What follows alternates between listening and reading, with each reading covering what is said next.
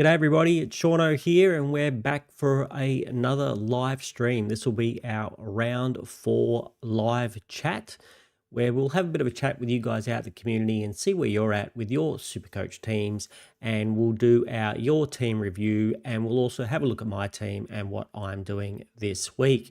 Before we get into it, don't forget to subscribe. That will help me out very much if you're watching now or at some time in the future. Trying to get up to 500 subscribers before the end of the year. That would be awesome. So would really appreciate your help in doing that. And yeah, if you like the video, hit that like button. And if you're watching this in the future, leave me a comment down below and tell me what you're doing with your team this week. All right, let's get into it, see who is out there. We've got John Stevens. Hey, John. How you going, mate? Hope you're having a good day. Yes, good afternoon to you too. And Corey, you're the legend, buddy. Back for another week. Hopefully he comes back with a week in the rank. Are you talking about me or a particular player? I don't think I'm much of a legend, but hopefully there's a few players out there which can come back in my team and make it a little bit better. I think before we go on and we talk about my team, we're going to do a little bit of a service announcement. To all us super coaches out there, yes, like me, let's bring it up. You might have had a rough round. Your season rank might have blown out to 62,507, but it's not the end of the world. It is still early days. It is still during the early buys. So, you know, once we come out of those buys, then we're going to have a decent idea what our team looks like. I know my team doesn't look that great, but that's the time when we start, climbing up those places. And the teams that had friendly buys, like the team that got team of the round last week, that basically has an entire bench that not playing, we're going to pass those players pretty quickly. So you will be able to trade your way up a little bit. And the other thing to look on the bright side with, for me, it's not all about overall rank. And I know as a Supercoach content creator, sometimes that's what I guess most of them are probably into. They're probably all about the overall rank and, where they finish. And I guess it looks good if you finish as a content creator, like right up the top. But for me, it's also important about my leagues. I'm really into, especially my main league with all my friends. And I often say this to you guys and girls out there: if you want to make Supercoach more interesting, get into a league with your friends. And if you don't have a league with if your friends aren't into it, like me, join a league like my league or somebody else's, where at least some people, or you can have a chat like this and live sort of stream, and you can makes it a little bit more interesting when you are no longer in the running for the 50K, which. Even though people have come back and won it from the rank that I'm at, I don't really think I'm going to be in the running this year for the 50K, but at least I'm in the running to win my league matches. And by some miracle, if we have a quick look, even with my extremely dodgy score, we won last week. The guy in my particular league with all my mates, there's 13 of us that I all know pretty well. A couple of their friends of friends, and there's one person who's just been playing in the league forever, and nobody knows, but they've been playing in the same league forever. And then the rest of the people, it's a public league, are just random people.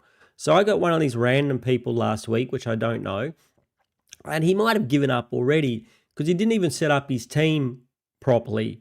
And so he probably would have come very close to beating me, but instead it's like he threw the match. And so now I'm actually coming third in our league, and I haven't lost a game yet. So I'm actually in very good position to do that. And overall points scored, like you can see, I'm way down. I'm in 7th. So I'm still in the top 8, but I'm 7th. But some guys, like poor David here, is only won one game and he's in 4th. He's got 4 points. He's in 5th. So this means, like I said, this means a lot to me, this league, and it keeps me interested in Supercoach going forward.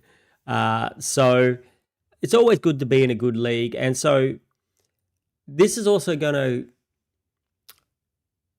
define some of the decisions I might make during the season. And this week, when I go through what I'm doing, it defines it a little bit as well. Corey, you're talking about me being as a legend? No, you're the legend. Thank you, though, my friend. Thank you for saying so.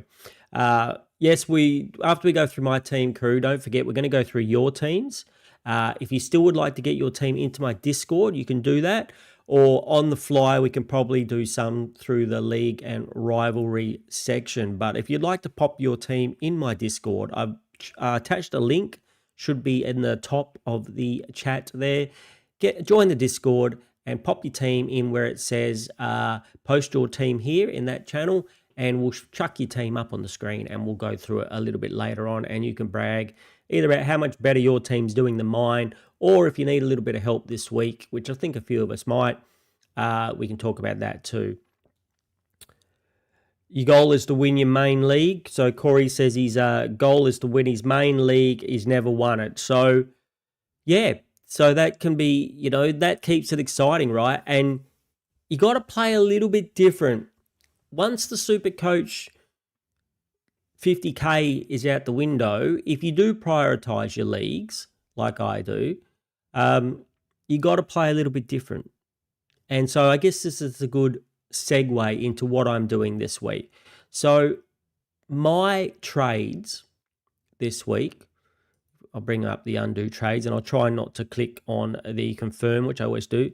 We've got Dacos in for that useless guy called Blackiston, who actually did quite well against Sherry.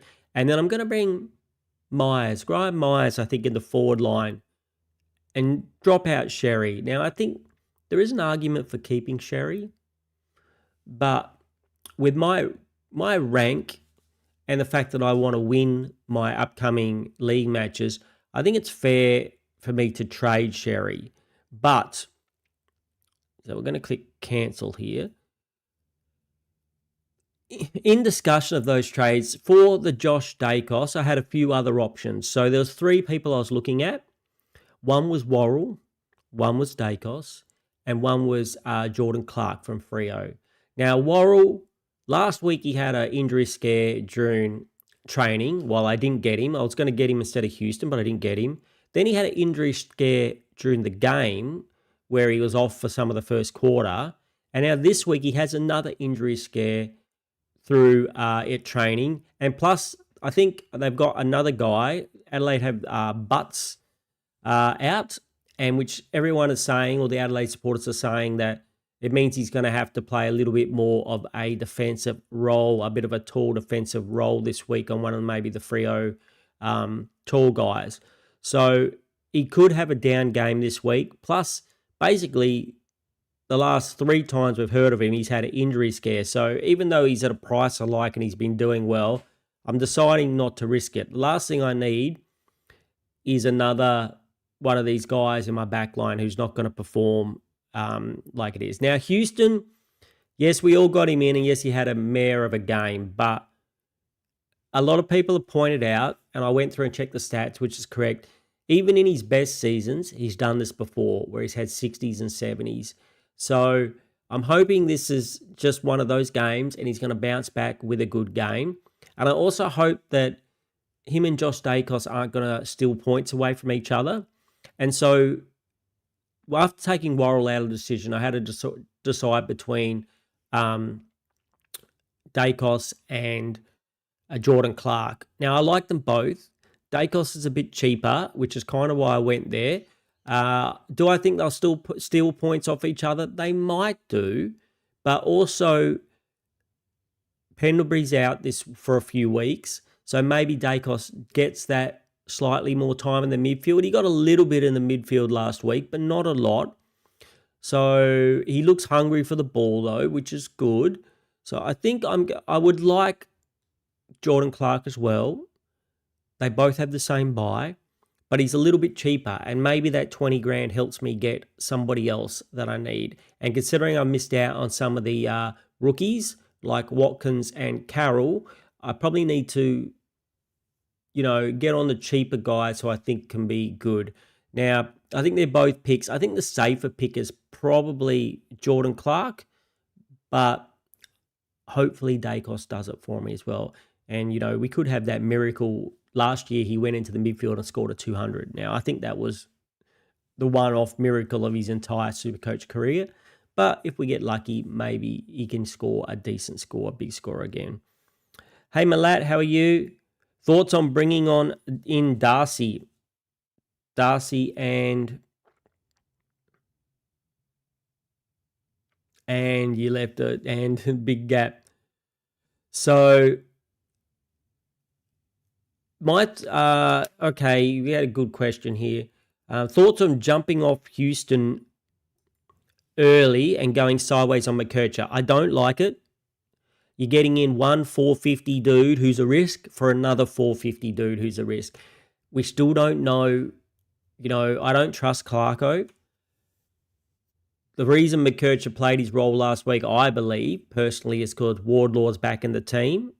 So you got Wardlaw, LDU, and Sheasel being the gun mids. I think there's always a chance if one of those boys gets injured or suspended or something that he chucks McKercher back in there in the middle for a little bit. Also, you got Luke Parker running around there in the back line doing crazy stuff and getting big scores as well. I just think McKercher could be good, but I think he's a risk. You're getting rid of one risk for another risk. I'd prefer you to do one or two things. I'd prefer you to go up to like a Jordan Clark type or wait till next week and get one of the GWS boys like a Whitfield or a Ash or even a Nasai Wangani Malira.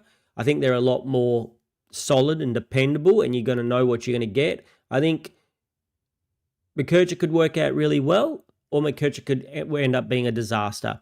And even if he works out being really good, is he a top 6 defender at the end of the season? So my personal opinion is you give Houston another go. If Houston stinks it up for another week or two, then you can punt him. I think he's still going to make money. He's got to break even at 70. So if he has a real stinker, he might not make money.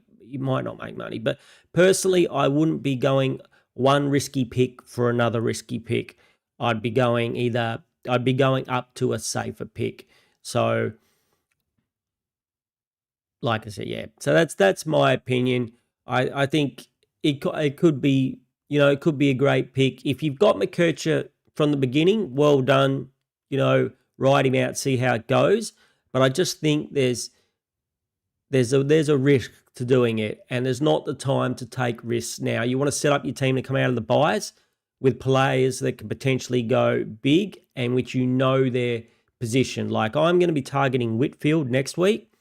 I know his position. He plays down back. He's going to take the kick-ins. He's at a reduced price. I'm waiting for him to get to that reduced price. So, it's not for me. It is not a pick for me. I'll tell you the other thing. So we were talking about why I'm kind of playing for leagues. I could boost this week. If I was playing for overall, I'd probably boost this week. And I was thinking about doing something cheeky like Parrish out for Tuke Miller. Knowing that Tuke Miller is almost 100%, it's like a 95% chance he's going to get forward status. And I've been saying this wrong. I've been saying it's after round 6. It's not after round 6. After round 5 and before round 6 is when we will get the new DP players, the new dual position players. So knowing that Tuke Miller is going to be one of those players, I thought maybe I drop Parrish. I get Tuke Miller in here. For 1 week, I live with him in the midfield, and then I swing him into the forward line the week after. But I'd have to do a boost. And to win my leagues, boosts are going to be very important, and trades are going to be very important. So I save a trade and I save a boost. So I decided I'm not going to do that this week. I'm just going to do the 2 trades. I'll probably get lesser score. I'll probably drop down the rankings again if I could possibly drop down any further. But if with Tuke Miller in the side, I could potentially get an extra 50 points, I would think. But, I'm going to take that hit and keep the trade and concentrate on working on that. If I have to do a boost next week, I'll do a boost next week. Parrish is definitely on the chopping block. He looks terrible, but he could pull a decent score out of his backside. So Parrish gets a reprieve. He's very lucky. Very, very lucky man he is to get a reprieve this week. I did look at his stats. His stats still look okay. He's just not getting enough time on ground, and he's a bit butchering it a little bit. So if he could get on the ground a little bit more, and let's be considering he didn't play all last season, so it seems to be the Essendon directive not to play them or their midfielders for long minutes, but maybe they're just easing him into it. I'm not too sure. If you can get rid of him this week, I totally understand. Like I said, he was on the chopping block and he's got very close to getting chopped. It's just the saving of the trades that saved him for me. Where are we up to in the old chat? Hey, Spud Farmer. Struggling with the news. Yes, struggling with the news of McAndrew sharing ruck duties. You have him at R2. You have Cash to Splash, so was going to get Bont and Dacos. Now I think that McAndrew at R2 is not going to be viable. This is another reason that there is there can be a conversation if your team's doing okay to keep Sherry, because if you're looking at my team, I also have McAndrew at R2, but I also got in Duff Tyler next week. And more than likely, we'll be getting in the Oscar Steen guy from Collingwood next week after he's played his second game. He is named as the main ruck in the Collingwood lineup, so that's a good sign. Maybe that means they're going to play Darcy Cameron a bit forward. So I'm thinking, yes, McAndrew could have a bad game. Duff Tyler got me 42 last week, so he might not do too much better. But Oscar Steen next week, sharing the ruck, also, might not be great, but he might be okay. So, yes, I'm a little bit worried. Yes, if he's only getting 68 as a solo ruck, maybe that's a worry. But otherwise, what are your other options? Like for me, my other option would have been to go straight to Gawn this week, but I don't like that just because Gawn and English share this same bye, the round 16 bye, which means I would have no rucks during that bye.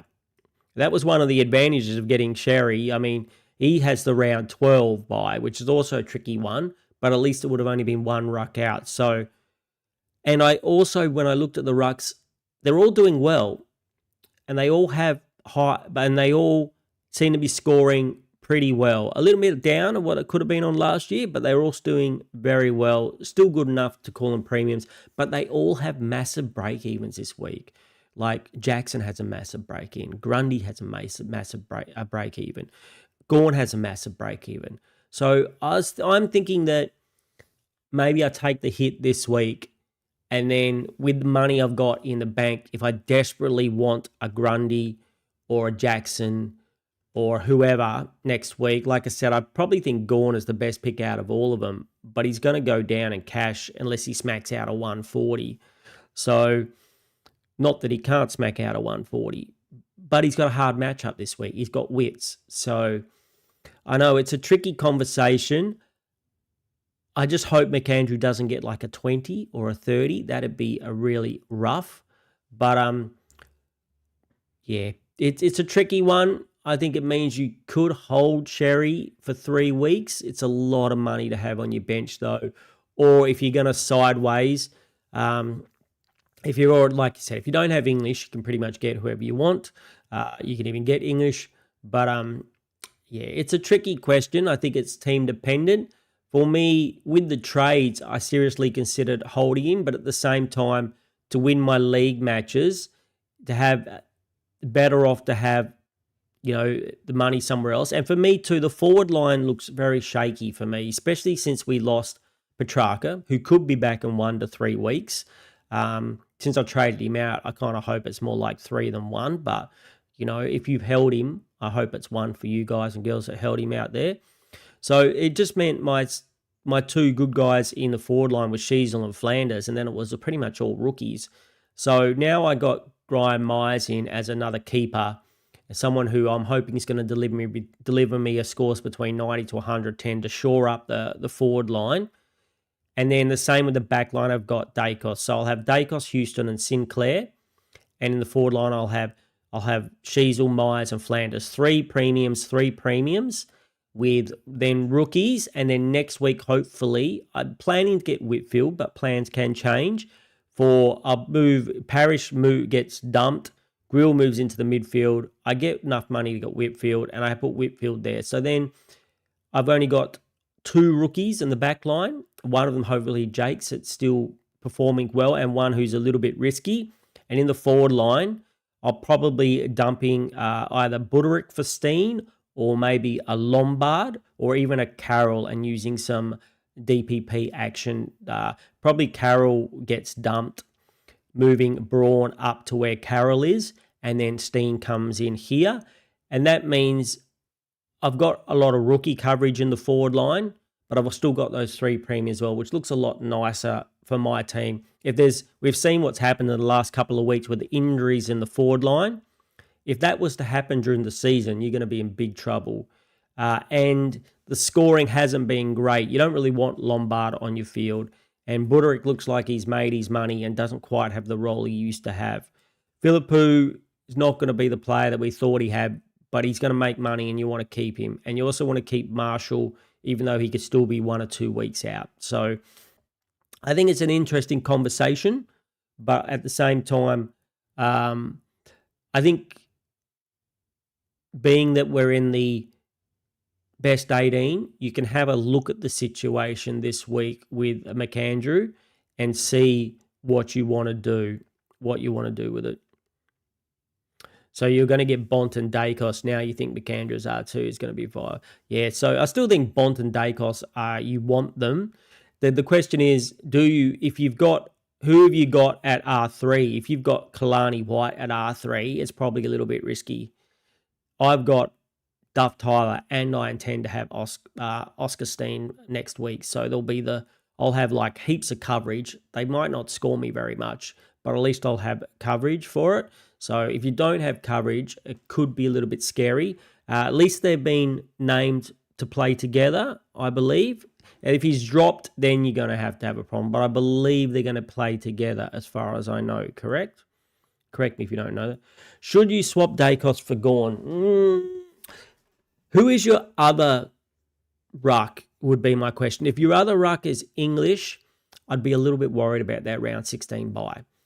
Means you'll have no rucks playing, which is not terrible because it's obviously best 18. It doesn't matter what line the best 18 are playing in, but sometimes it's nice if you can get, if you had a rookie ruck that's playing and you can bring them on and just get that extra score, it can be nice. But if you've got English, because at first that's what I was going to do, and when I had a good think about the buys, I decided not. And also, if you can wait a week, there's a chance that Gawn goes down in money. He plays Wits. If Gawn scores 110 or 100, he'll go down 10 or 20k.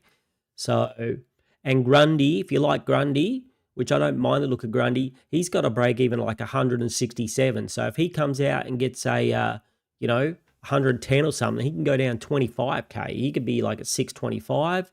Jackson's a bit the same. I think he's got a break even of 140 or something like that. So if he gets 100, he could go down 20k.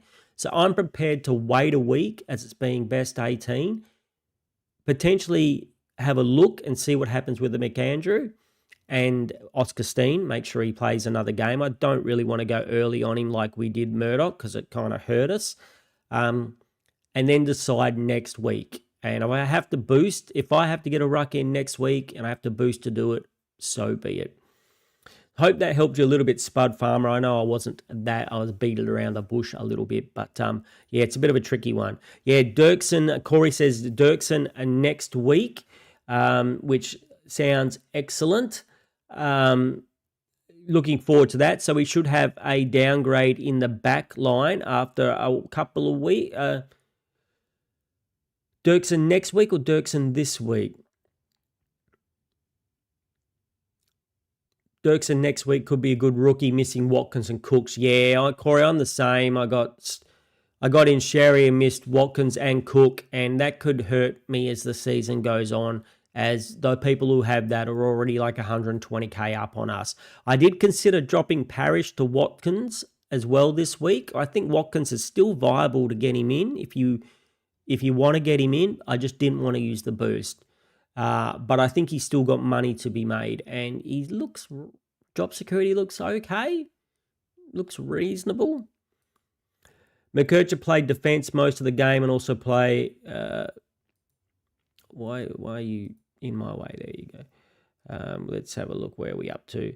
McKercher played defence most of the game and also played mid due to Wardlaw 42% on time ground in the fourth quarter. Yeah, Corey, that's why I'm a little bit worried about. If Wardlaw goes down or something, yay, McKercher back in the midfield, and it's a long season. It's a long season, and so I think it's a risky pick that could pay off, but it is a risky pick. It's not a home run, the McKercher pick. And when and when Finn O'Sullivan went to back line, and when Finn O'Sullivan went to the back line when tagging mid, he had a good game, didn't he, the Finn O'Sullivan guy? I've got him in a few of my draft leagues. He did very well. Hey, Ab, I'm glad I've seen you here, mate, because you are leading my league, I believe. This would be in the overall league. Is this you, mate? It must be, right? Abenar, Charity. So 7817 days, this for you. Congratulations on leading the league, mate. I'm pretty sure this must be you. I wouldn't say there's too many super coaches out there with your name.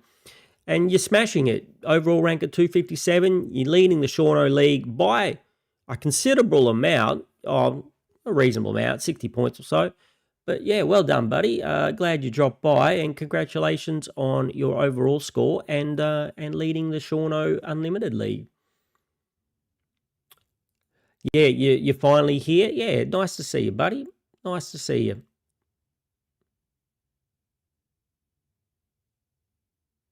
So you're going to go Gorn. Who is your other ruck? Who's your other ruck, mate? I don't know whether it's just me, but Gorn looks the best, but for me, English looks the second best, and they share that by. Maybe I'm kind of hoping that maybe I do the Grundy. I might have to make some picks that other people haven't picked. Grundy started off slow last year, and we saw what he did in the back half of the year, so maybe I'll wait for Grundy to get the 600K and do it.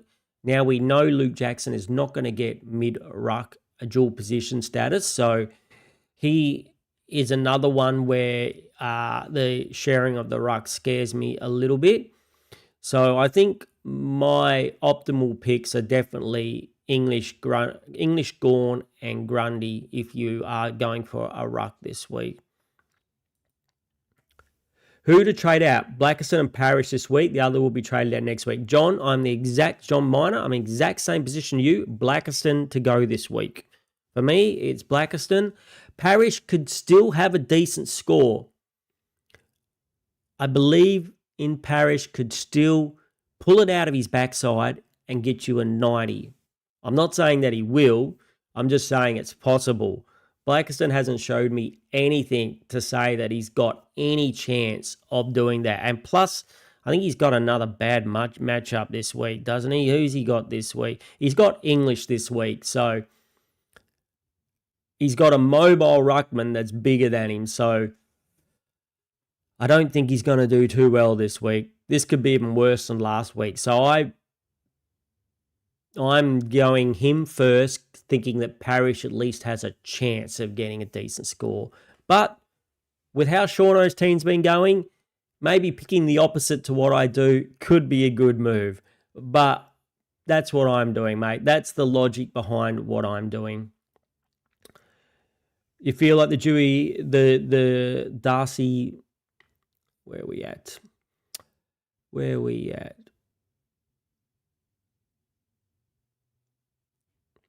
Corey, where are we at?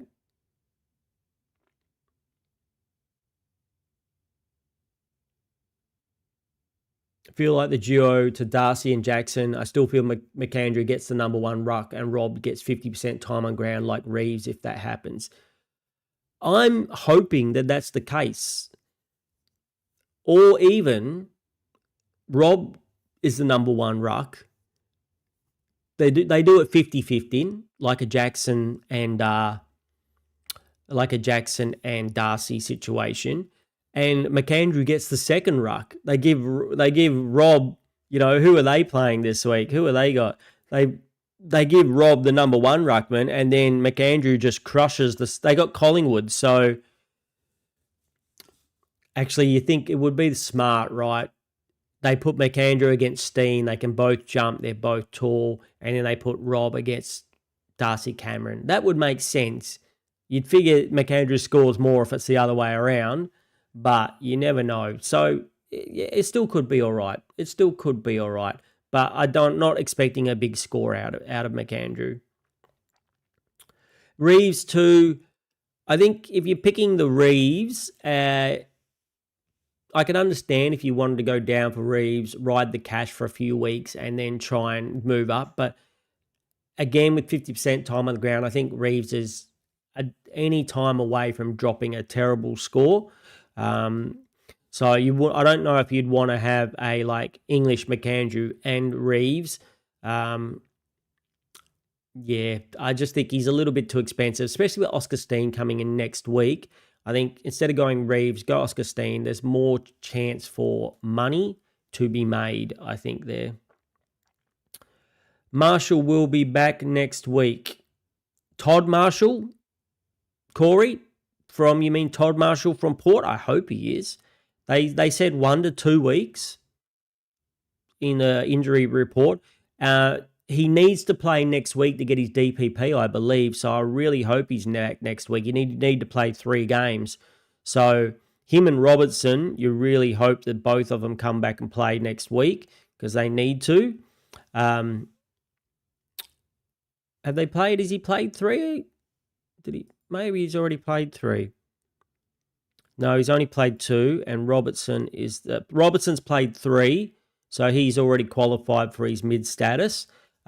Marshall, if he doesn't come back, he won't get his DPP for his defensive status, which will be unfortunate. And like I said, I'll remind everyone again, crew, I was incorrect.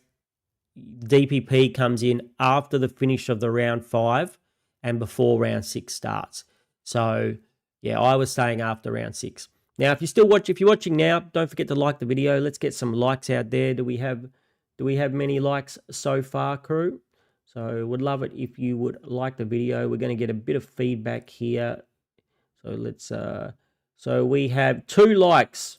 Now we got 3 because I like my own video. Go ahead and like the video now, crew. 16 people watching. That would be really good. See if we can get those likes up, especially if you are doing in the future. Okay, Max White, nice to see you, mate.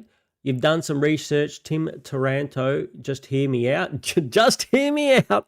Don't shut down the stream yet, Seano. Over 3 games, he has an average of 12 contested possessions, an average of 7+ tackles. With contested work, you saw what happens when he hits a target. Yeah, I mean, the only problem with Taranto is that he plays for Richmond, and when Richmond get flogged, they get less points than the other team. But he is the main man there at Richmond, so it's a cheeky pod, a cheeky pod. I mean, if you're a little bit behind in the rankings, and I look at my team, and I look at other people's teams out there, the other content creators, and you guys that send your teams in me to Discord, my team looks very vanilla, and I don't see how I'm going to catch up too many places. With all these injuries and people are just getting in the Bonts and the Dacoses that I have, their teams look almost exactly the same as 1 or 2 players from mine, and I'm not going to catch anybody like that. The only people I'm going to catch are the people who had bias-specific, I can't even say the word, teams who jumped up the ranks because they got, like the guy who won last week, jumped up the ranks because he had, a team that's just very handy for that buy. But afterwards, after the buys, he's going to be in 150,000 or something like that. So a little pod here or there is okay. How much is the Taranto? 550. Break even of 75. 107, 103, 148. I mean, you can't argue with that for a 550 player. If your 550 player does that for you, you'd be pretty happy. I would think that his scoring history shows you it's closer to the 100. if he averaged 105 for the rest of the season, I wouldn't be surprised. I guess the other question you got to ask yourself, is 105 good enough for you in the midfield? Because you're getting him as a keeper. You're not getting him as a potential, upgrade or anything. If you're happy with a 105, and you want a bit of a pod, I can understand it. It's not for me, but, I could definitely understand it. And he is that price range. I think we should be picking off players at this price range of around 550. Hence why I'm looking at Whitfield next week, who's at 547, I believe.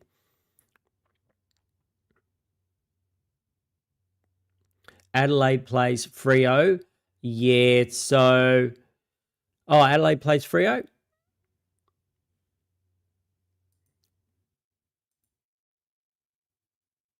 So they do. So they're up against the two big rucks there. So, yeah, McAndrew... So who do they play? Yeah, interesting then. Who gets Jackson and who gets Darcy? You want, for points scoring, you probably want McAndrew up against Darcy, but common sense says it's the other way around, right? They put McAndrew up against Jackson. They're both a bit more mobile and big boys who can jump. And then they put the two big monsters up against each other as the Darcy and the Cameron. Rory, the Sean Darcy versus Rory O'Brien would seem to make sense if I was a coach. John Stevens says he'd like to thank me. All right. Why would you like to thank me? Telling me to trade Blackerson over Windsor last week. That 10-point difference helped me win your matchup by 7 points. Good, John. I'm glad I was a help. I'm not always very helpful. Probably helped some people trade in Houston last week and Sherry. Hopefully you guys just listen to me about that. But John, I'm glad I helped. Yes. Windsor has the role. He's just not very good at it, as I heard another content creator say. So he could potentially get you another 90 one day. It's just they're not going to happen very often. Another 80 or 90 out of Windsor is legitimately possible. It's just it might happen this week. It might not happen for another 5 weeks. And then he could always have a week where he smacks out 100 plus. It just doesn't look like it's going to happen. It might happen once in the entire year, and it might not happen at all. But, yeah, the good old Blackerson, he's gone for me this week. He's just, even without, he kind of did okay against Sherry, let's be honest. And Sherry didn't do very good. And this is the other thing too, that holding Sherry as well, that score, yeah, maybe he was flustered after he was a dumbass and he rubbed his blood on the other guy's face and he knew he was going to get suspended. But it was also a very low stoppage game and he scored a very low score. So I don't know about Sherry now. He smashed out two of the biggest scores we've seen all season, and then he drops a absolute stinker for a number one ruck. Like, that's below floor. That's a basement score. He fell through the floor. He's so big and stupid. He fell through the floor into the basement to get that score. So I'm not too sure if that's a mental thing, if he's going to come back with a vengeance and just crush people and get big scores again when he comes back, or is there a chance we're going to see a few more low stoppage games during the season and he drops another basement score like that? It just, after getting him in, it was a bit of a shock to see that. Where are we up to? Just to calm her down? Yeah, just calm her down. Thank you for that, Slippin'. In the words of the famous Skodfather, go and check him out if you're not already. Love watching the old Skodfather's material. Sorry, you're back. You have English as well and want to go with a set and forget. The only thing I have to say is what I said before, is that the round 16 bye, they both play, English and Gawn. But I think at the end of the season, they're probably the two rucks. They're probably the two best rucks. So go there if you want. But just have a look at your buy situation. Go to your buys and have a look.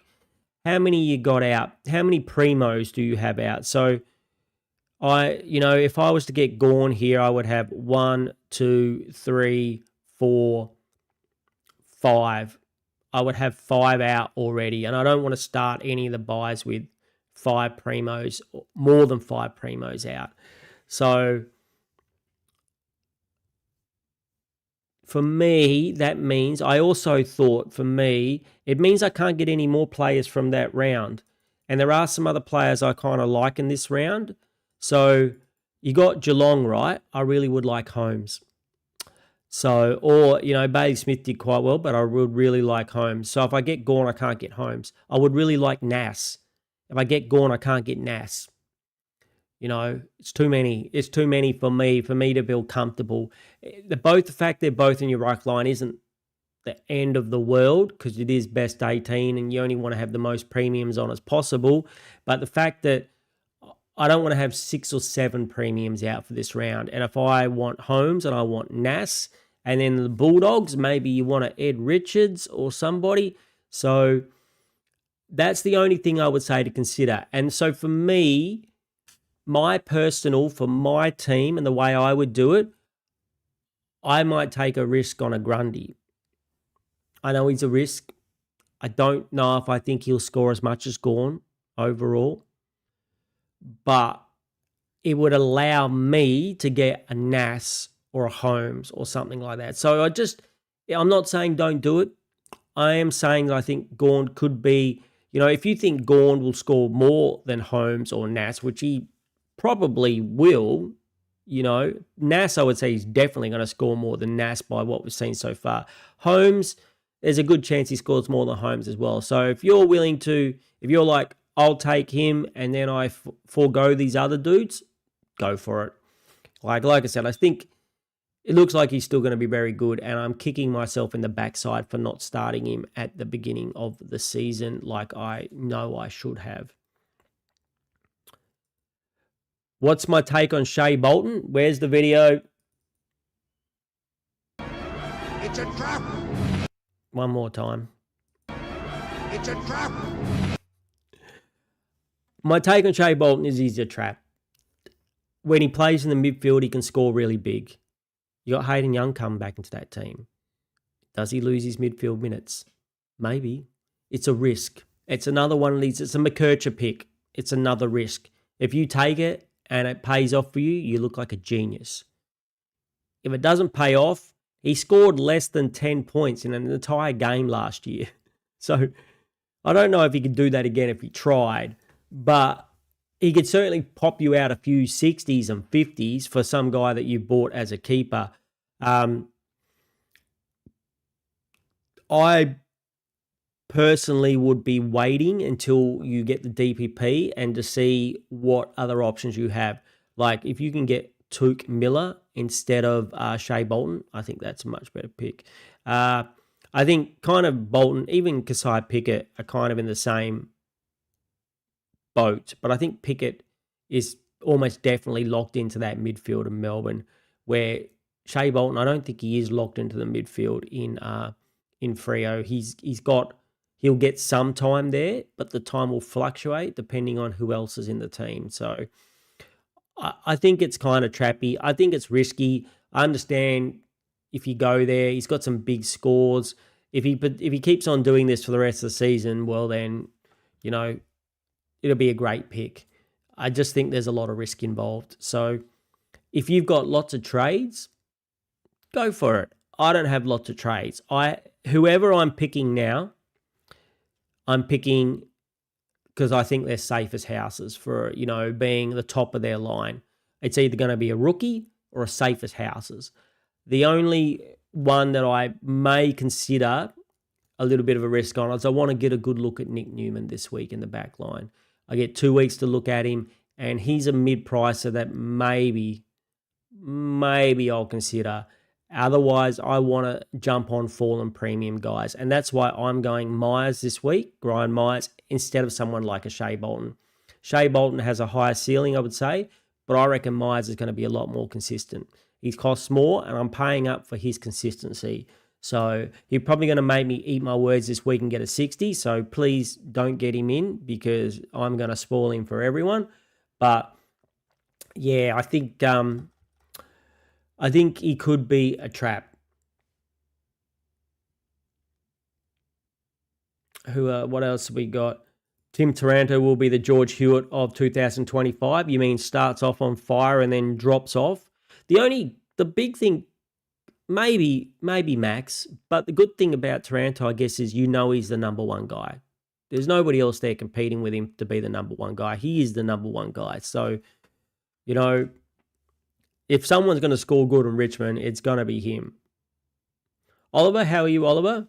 You're so lost with your trades. You want Sherry, Winhanger, and Bruin or Carroll. You want Sherry and Winhanger and Bruin or Carroll for who? Don't get rid of Bruin. Don't get rid of Bruin. I'm telling you right now, he got punched he got hit in the nose,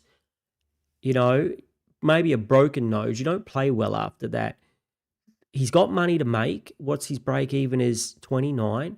He can still make you money and he can still deliver reasonable scores. It's way too early to get rid of him over one game. I think just because he got a 47, I think, I don't think it's time to get rid of him.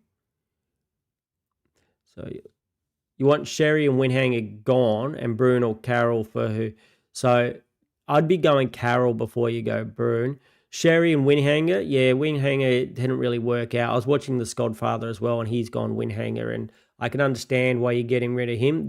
Are they your worst options? You don't have a Blackiston or, even a Parrish in your team? If they're your worst things that you've got going on, I guess it's not too bad.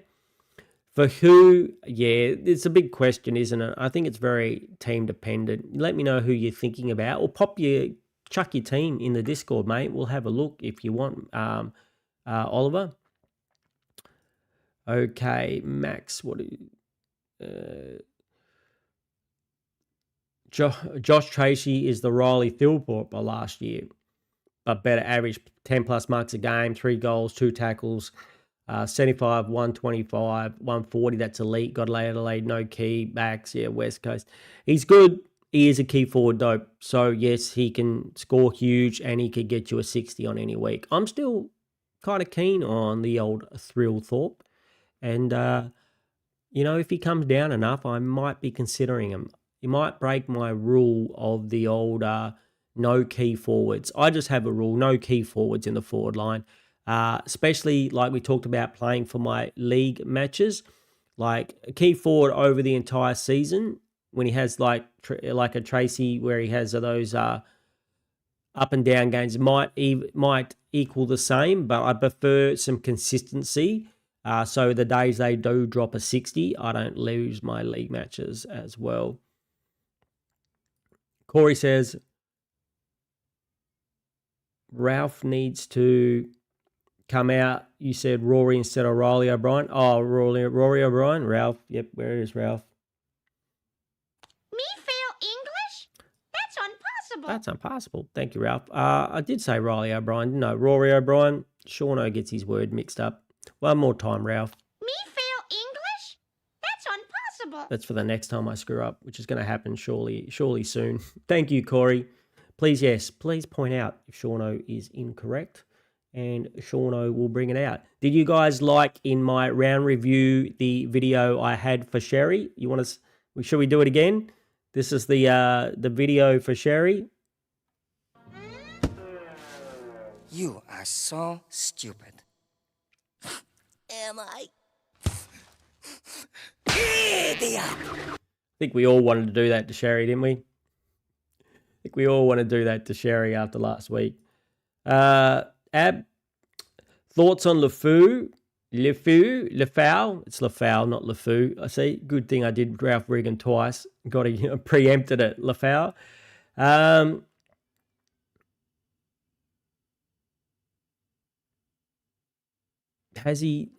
Is he on the bubble this week?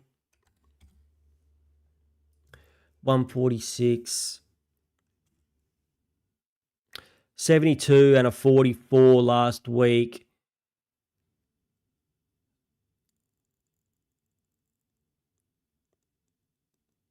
I don't know. He might be another Blackiston is the only problem. He might be, another Blackiston. But the good thing is he's 140K to start off with. So at least he's got a chance of making you money if he does get that. So he had 30 hitouts and should keep that ruck forward roll. And he only got a 40 though. Was that last week? Is that what you're saying? Let's have a look at him in the old DFS. Because if he's getting 30 hitouts and he can only get that score, that's probably more of a worry than a good thing. Let's have a bit of a look. Let's have a little bit of a look. So hit outs 2.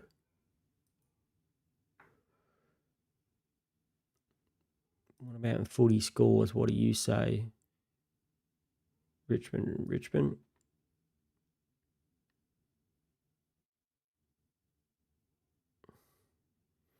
Footy score says, I'm not going to work today. For any team or just for that team? Nope. Footy score says, nope, sorry, Seano, no working for you. Okay, be like that then. Be like that. Hit outs 2. Well, if you had 30 ruck contests and you got 2 hit outs, it doesn't excite me too much. But if he got to, what did you say? He made 200K last year as a forward. 44 feels like a floor. Just 2 hit outs, 0 goals. Next 3 fixtures are good for him. Yeah, maybe. Maybe if you need a forward rookie on the bubble, maybe that extra ruck position gives him an opportunity to score more. It's interesting. I actually have last got the crew. I don't know about you guys, but I have last got it to work where I can now do the predictions. Taken me 2 years to get it to work where we can do the predictions on people's scores. You can put in, will Duff Tyler get 100? Very unlikely. And then go to project and it'll tell you what money he's going to go up. Very handy. Something I like a lot. So I'm glad I'll be able to get that to work after 2 years of trying to make it to work. Oliver, what trades should I do for Windhangers, Sherry, or Bruin, or Carroll? It's team dependent, Oliver. If you send your team into me, if you let me know what your team is, or if you send your team into my Discord, we can have a look. Yeah, that's it, Ab. As I just showed, you must have preempted what I just did, so I didn't even read your message to us then. But yeah, that's what it is. SC Predictor. Chrome extension helps predicting price. I just got it to work. I tried to make it work last year, even after watching one of my friends at the Centre Bounce video, Joe, who tried to show us how it works, and I still couldn't get it to work, but I've got it to work this year. So, yep, if you use that for your Chrome SC Projector, that's how you get that score, and it's very, very handy. I've got a good way that I can guess, but now I don't have to guess. Slipping Jimmy, thanks, Gone Pickett. He's a good run coming up with a schedule. I think Pickett could be okay. He had a really good score, didn't he? The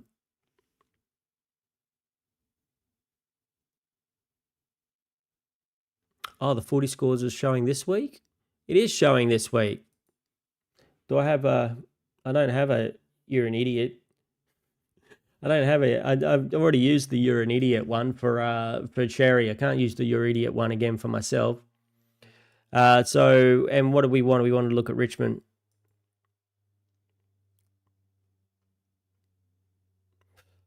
Miller took some. Lafau took some. Campbell Gray took some. Only got 2 hit outs. Went to 7% CBAs for the full game. Quarter 4, quarter 3, 60% in quarter 3. Quarter 2, he gets 40%. So he doesn't seem to be the main man Campbell Gray, yeah, they don't seem to be decided what they're doing on the ruck there. But I guess at 140K, he's a rookie. If he outscores what he's doing now, fine. But I keep saying though, Oscar Steen next week scored an 80 in his first week. He's cheaper. He's named as number one ruck. I think I'm waiting for next week for any of these potential rucks. But I can understand if you're going there. Michael, how you doing, Michael? Holding X, yes, you showed me. We're going to put your teams up on the screen soon, everybody. So get your team in if you haven't already got it. Don't forget also to like. How are we going in the old like situation? Still only 3 likes. Is that correct? If you're out there now, please like the video. Oh, no, we got 7 now. Okay, but there's 15 people watching and we've only got 7 likes. So just have to click a button and it's going to make Seano happy. Also, what's going to make Seano happy is probably take this jumper off in a minute. It's bloody hot in here. So, yeah, we might do that now. I'm just going to be 2 seconds. I don't want to strip in front of the camera. So, we're going to give you something to... We're just going to go 2 seconds.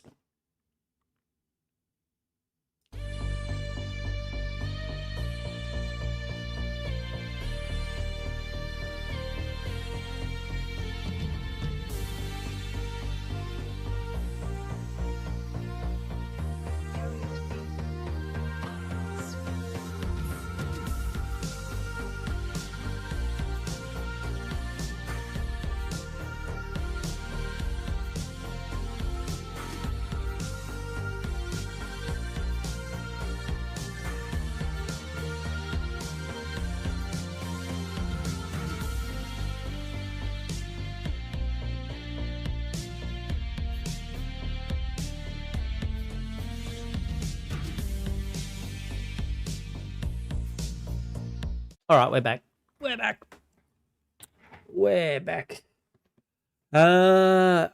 Here we go. So, any change on Harley? I still think he's got a bad attitude, but I love the Eagles after last week. I mean, I think he's got a long way to go, but maybe he's getting there, Michael. You know, he's got a lot to prove to me after last year. I need a full season, not one game. And not the fact that he scored 100 points. I don't care what he scores as Supercoach, as an Eagles supporter. I want a full season of being well-behaved, less free kicks, and just being a good example, just being a good bloke. Stop being a tosser and being a good bloke, and then I will change my opinion on him. So, you know, that's what's most important to me. Just stop being a tosser and just be a decent guy. And play the best you can. Now, everyone says that, you know, around the club he's good and they like his attitude and stuff.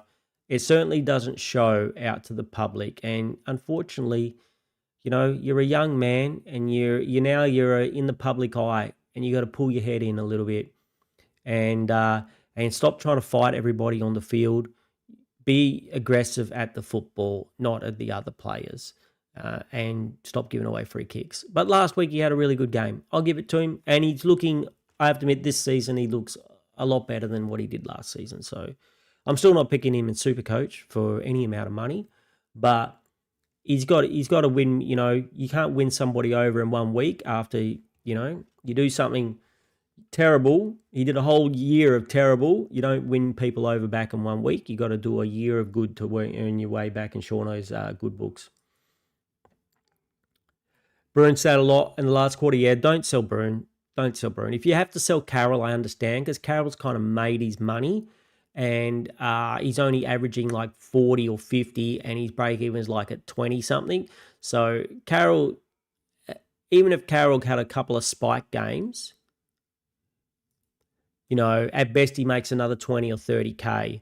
So if you got to kill someone, if you got to chop someone's head off, chop Carroll's head off, and he's not playing this week, so you'd get at least Bruin's playing this week. If you can use him, chop off Carroll's head and put him on the field. Put whoever you get if you need them on the field. That is a much better scenario for me. Game didn't suit Bruin with a lot of rain. Yeah, I think he'll be fine. He's had one average game and he had a broken nose, and so I think he'll be fine. I think he's got money to make, and I'm hoping he's going to be, a lot more dependable than some others. That's why, yep, you already told me that Corey pointed out that Seano doesn't know what I'm doing with footy scores. Round 16 bye does kill me a bit, but who are the other targets I should look for? Is Grundy? I think Grundy is a viable option. I did my list if you haven't watched my trades videos, go back and watch my trade videos. I will be putting a link down the bottom. I might already have a link down the bottom in the description section for the video. My ratings of the rucks are, if you're getting rid of Sherry, it's Gawn and English. If you've got, Gawn, English, Grundy, Jackson. That's the 4. That's my ratings. And if you've got English and you're worried about the round 16 bye, I think Grundy is an option, but he's got a break even of 167 this week. There's a good chance you'll get him cheaper next week. So if you can hold off, it is best 18. If you can hold off this week and get him next week, or invest that money somewhere else this week and wrangle up the money to get him next week, maybe that's an option.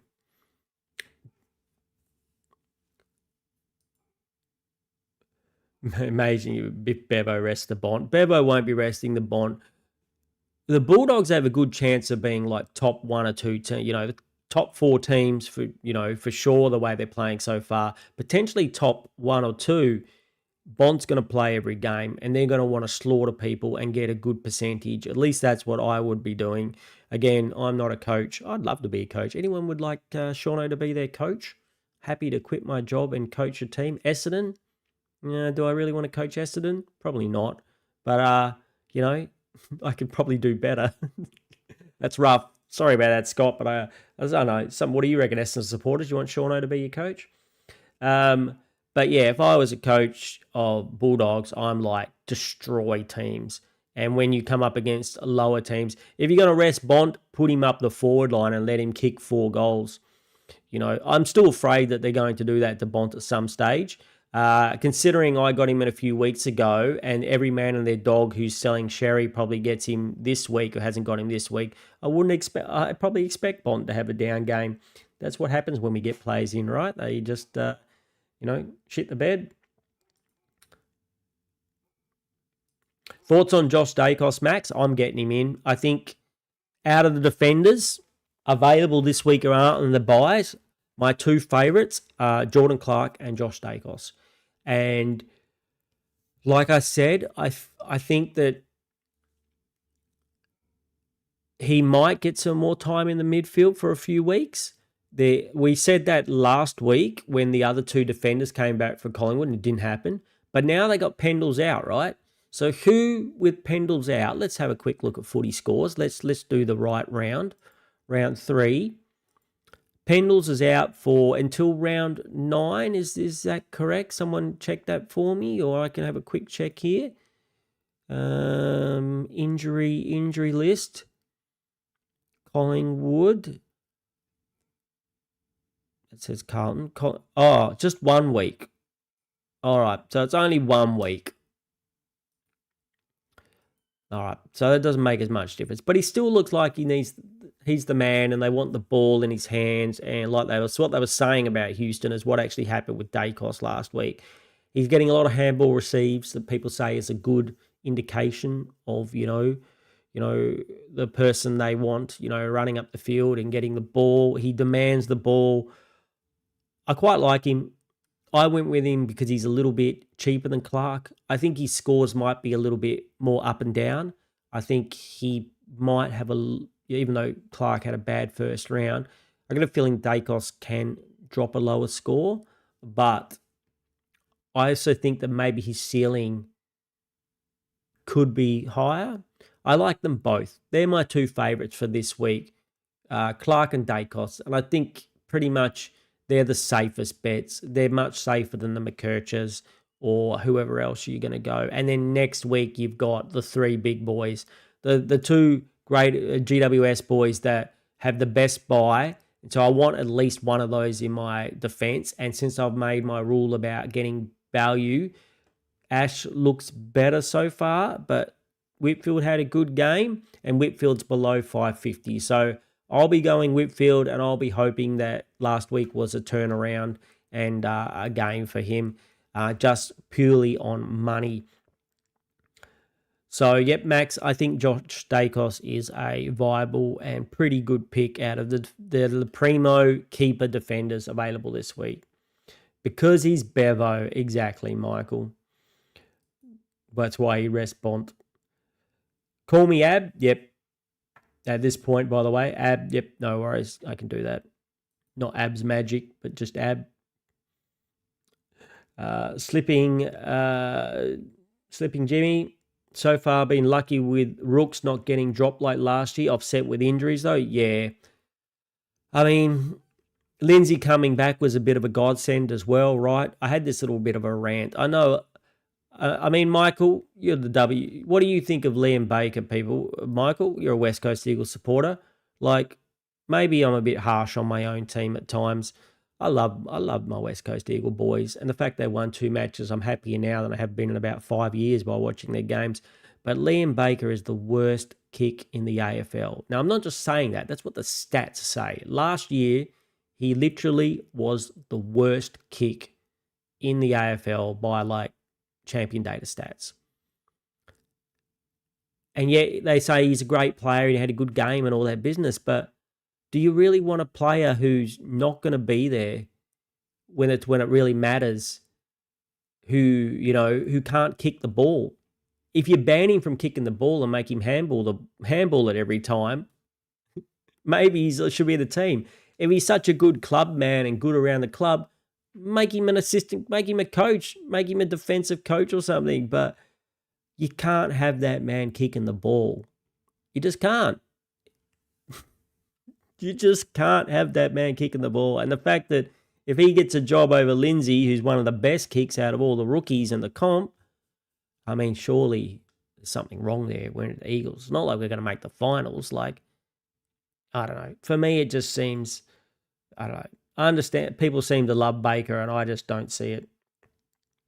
What trades would you do? We're going to do, should we get into your guys? Let's do that now. Michael, we'll get to you. We got a few people. I'll do, we got you here, so let's do you while you're here, and then we'll get to some others. Don't forget, it must be exactly, Michael, here you go. All right. So what trades would you do this week if it was my team? Robert's got you 100 last week. Very nice. He's starting to pay off for you. What you got in the English, Flanders, Cook, Robertson. 63,000.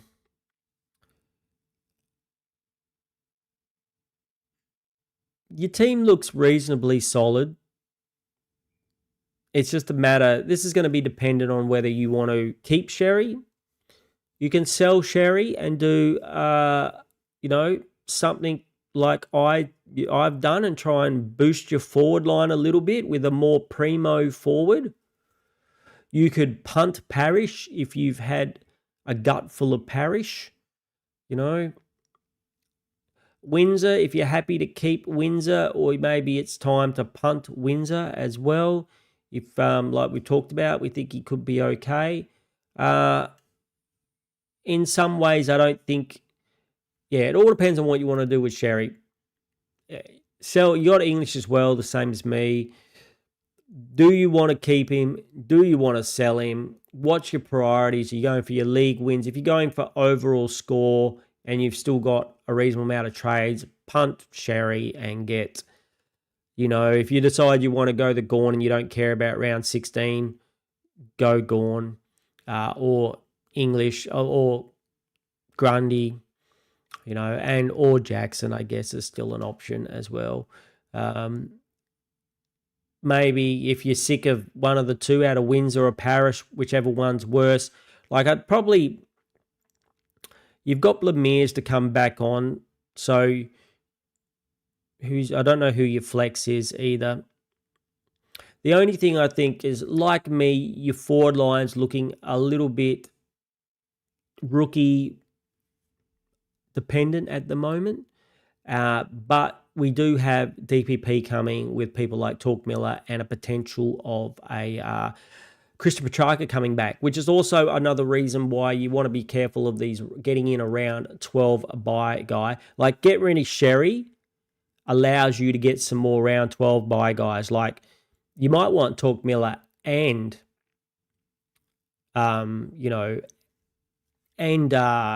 Petrarca in your forward line. You also don't have Bont, so you've got an option to go Sherry out, go either down. I mean, I'm not too sure who's in your flex, but a potential down to, you could go early on Steen, even though I don't advise it. You could take the risk to Reeves, even though I don't advise it. I'd probably be trying to get Bont in my team. So I would go Sherry out, do whatever I can to move shit around to get somebody in this spot over here. Probably want a playing player, though, just in case the McAndrew pick fails. So maybe I would go early on Steen. I don't like saying that because I don't want you to do that and then him to get dropped. But if it got me Bont, I might do that. And so besides that, I think your team looks fine. Hopefully Roberts keeps it up for you. You're going to have to do something about Lindsay eventually. But at the moment, I think the only issues I see with your team are Windsor, Parrish, and Sherry. The rest of your team looks fine. And your midfield, your forward line, just like me, is a little bit rookie heavy, but a lot of people are in that same situation after we lost Track. And I think Track being back in the next couple of weeks, even though Rao being back as well, I think we shouldn't quite expect the same scores out of Track he got in those first few rounds. If there's Rao and Track in the same team, they both had the same role, and I think they'll both score good. I just don't know. He won't be scoring 150s and 170s, I don't think. We might want to have to deal with a 110, 120s, maybe a 130s as his highest scores. Not that I'm not taking that in the forward line every day of the week. So, Michael, that's what I'd be doing, but well done on having a reasonable, nice-looking team. Now, let's go to Discord, and we go to Jay Wilson. Jay, do you happen to be around at all? Jay, are you here at all?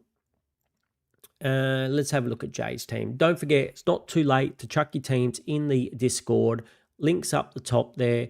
Chuck them in the Discord and we'll bring them up on the screen and have a bit of a chat about what you can do.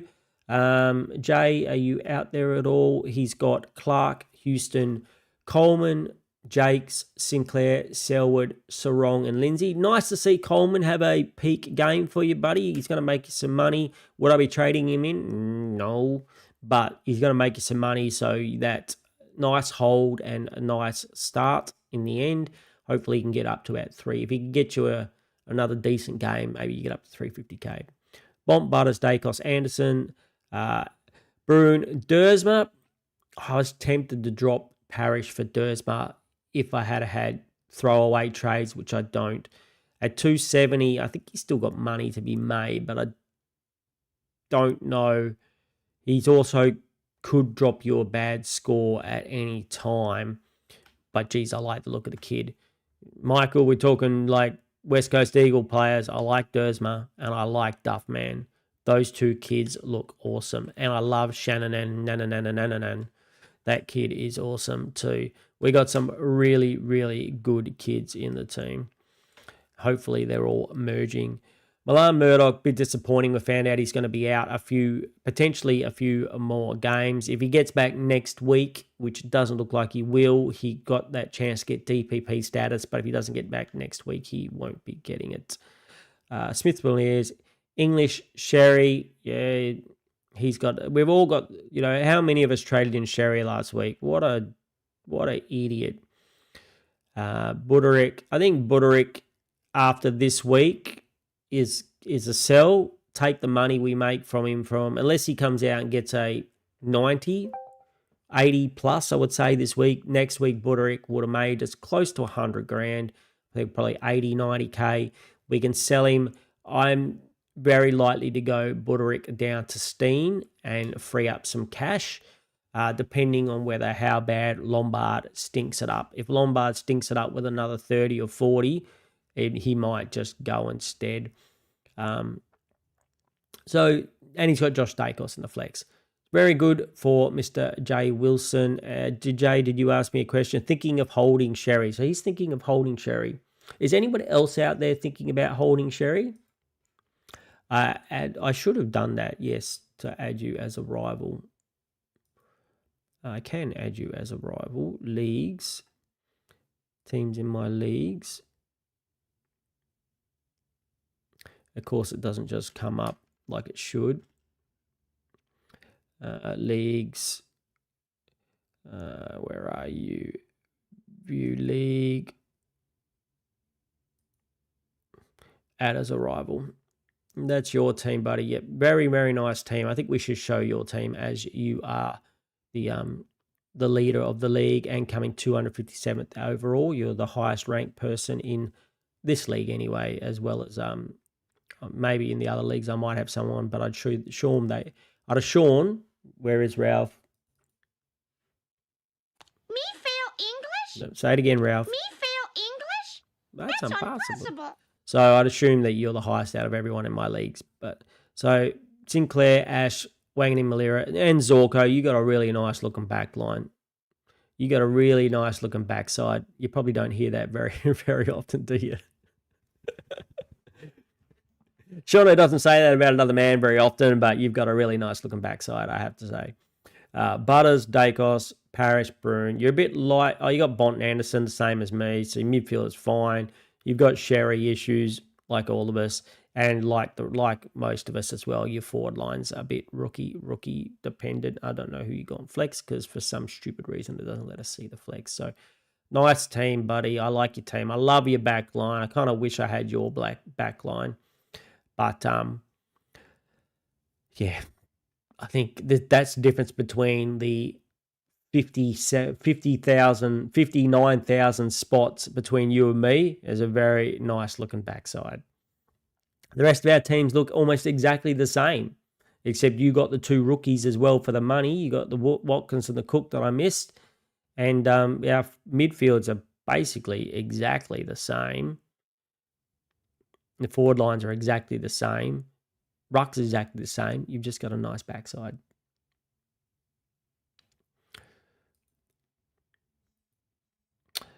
Mike, you say you love Baker, not the greatest user of the ball, but his heart is as big as Farlap. I know, but Farlap didn't run the wrong way around the track. That's what I'm saying. Why not make him a motivational speaker or something? Or ban him from kicking the ball. Make him the man that runs off the back line. You handball it to him and he handballs it to somebody else. Just ban him from kicking the ball. It's no good having a big heart if you create a lot of turnovers. I mean, he missed that goal, and he's not the only one to miss a goal last week, which he should have scored. But just in general, getting it out of the back line, I don't want to see him kick the ball. I want to close my eyes and pray to Jesus every time he kicks the ball. Flex is Jagger. Okay. Wayne says you could have 600K sitting there. You can have 600K sitting there, and I think then the buy rounds is the only time that I think it's okay. But like I said, or you can't have 600K sitting there on the bench. You'd have 2 rounds where you don't. You could hold him this week and have a look next week and see if these other rucks go down. But then if you're going to trade him, I think you trade him this week. If you hold this week, then it's only 2 more weeks. You kind of almost want to hold again. If you're going to punt him this week. But I do see a valid option for holding Sherry. If I had a team like Ab's team, I'd probably hold Sherry. I know you're doing well, mate, but your team's good enough, I think, that it can cope without Sherry. and then just bring him back in and save that trade. I think the scoring is close enough. Excuse me, itchy nose. That between you and probably number one, that you don't need to do it.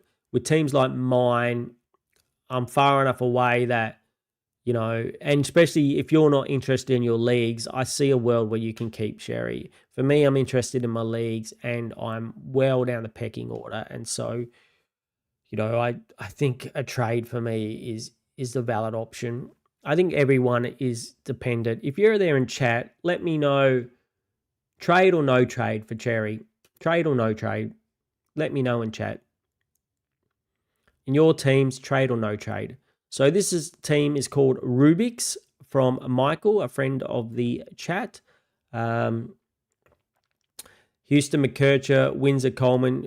Michael went totally mid-price madness at the beginning. So McKercher's paying off for you now. That's good. Windsor probably needs something done in the future, but doesn't have to be done this round. Coleman's a keep for the money.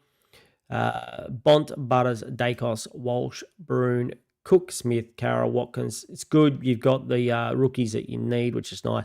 Jackson, English, that works out well for you not having Sherry. And Cheezel, Myers, Pickett, Flanders, Buderick. I think maybe you went from Sherry to Jackson, I think. All right, Lombeck. Yeah, your team looks good, mate. You've got a nice solid forward line now.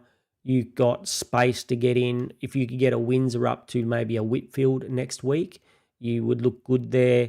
And, I think your team looks really good.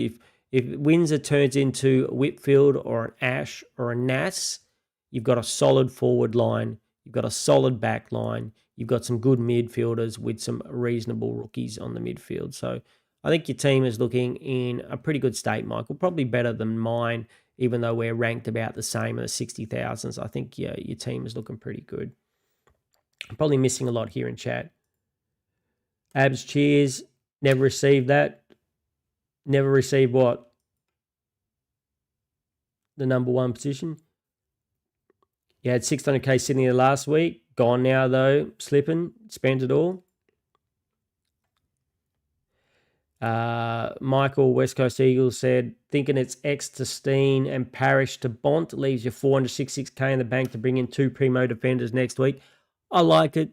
Like I said, it's a risk, Steen. We saw what happened to Murdoch. But if it gets you the 2 primo midfielders, I think I can understand it. And especially if you've got coverage. Like I've got the coverage because I've got Duff Tyler and, and McAndrew to get away with it. If you're running a Kalani White at R3, I think it's a little bit risky, but I totally understand it. And I think Steen could be good. Like I said, he's named as the number 1 follower. He's named over Cameron as on field. So usually when they do that, it means that they're thinking about playing that, even though not really. They've been naming Sean Darcy in that position, haven't they? And then been only playing in 50%. So who knows what coaches do when it comes to naming teams. Causa, how are you, buddy? Causa, I know you're out there somewhere. Trade sales. What's the say? Oh, trade sales. I didn't get too many trade or keeps for Sherry's. So Causa, the ladies' man. Sinclair, Ash, Clark. Yes, another backline that I like more than mine. Windsor, Selwood, Lindsay. Could easily update that Windsor next week. Oh, you still got the Parish like me. You got Butters, Dacos, Sheasel, Callahan. Callahan I like. I'll be targeting him after the buys. Again, he's got that really good buy, and I think he's a very good player. Parish, Broon, Smith, Murdoch. You got Bont on the bench to come back on, so that's even better. Just sitting there. English, McAndrew with a Kalani White. Flanders, Reed had a bad game, or not a great game last week. Hopefully gets a bit more mid-time this week and gets a little bit better. Yeah, so you're a little bit light on the old forward line, like most of us are, and you got Houston down the bottom there. So Causa, not too bad. Like most of us, you got a few issues there. You still got the Parish issue. What are you doing, Causa? Are you booting Parish or Windsor, or you're living with them? What are your plans, Mr. Causa? You might have written down did you write down your plans? Structure, need some help, have no idea what to do with the team. It's in a shambles this week. Yeah, I mean, it's not the worst, buddy. It's not the worst. I can understand how you feel that way. Your team's Slip and Jimmy. All right, Slip and Jimmy, we'll look at yours too. Imagine they want Darcy Cameron a bit more time in the forward line. Yes, that's what we're kind of hoping, right? Oscar Steen's number one ruck. Cameron's in the forward line, helps out when Steen's not there. That's what we're hoping. And give us a 70 each week. 70, at his price, a 70, is really good. So I'm thinking that's the way to go. Causa, yeah, I mean, how much money did you say you had in the bank? You've got 282K.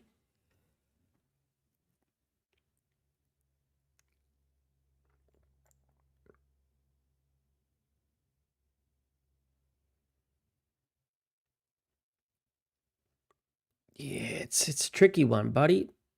Your rookies have still got money to make. You got a pretty solid back line, so with Houston included, so you don't really need, you could potentially, Windsor or Parish. You could put that money on top of Windsor or Parish. Your probably forward line looks the weakest. So, you could always drop like a Windsor, move Houston back into his spot, and then, chuck some money on the top of maybe a Buderick, but Buderick's still got some money to make, so maybe I don't love that for this week. I don't know if you need to do too many trades this week. If you haven't traded already, a sneaky trade for you might be something like a Parish down to Watkins. Make some money. He's got a bit of more money to make. Maybe just make the one trade, or Windsor, trade out Windsor more to move Houston back there and get like a Watkins or another rookie who can make you some money. And then next week, bang the money on Buderick after he's made another for 30, 40 grand for you. That way you've got even more to spend. You'd have whatever you want next week. But if you desperately want to get rid of Parish or Windsor this week, I guess that money on top of their head gets you pretty much whoever you want. Close to it. Maybe with Windsor you're struggling to get whoever you want, but certainly with Parish you get whoever you want.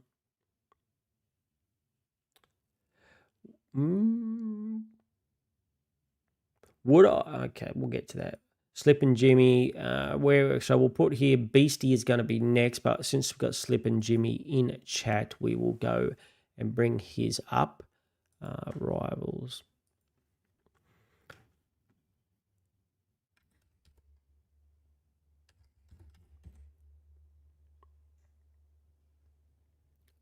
Online, I'm assuming this one's you.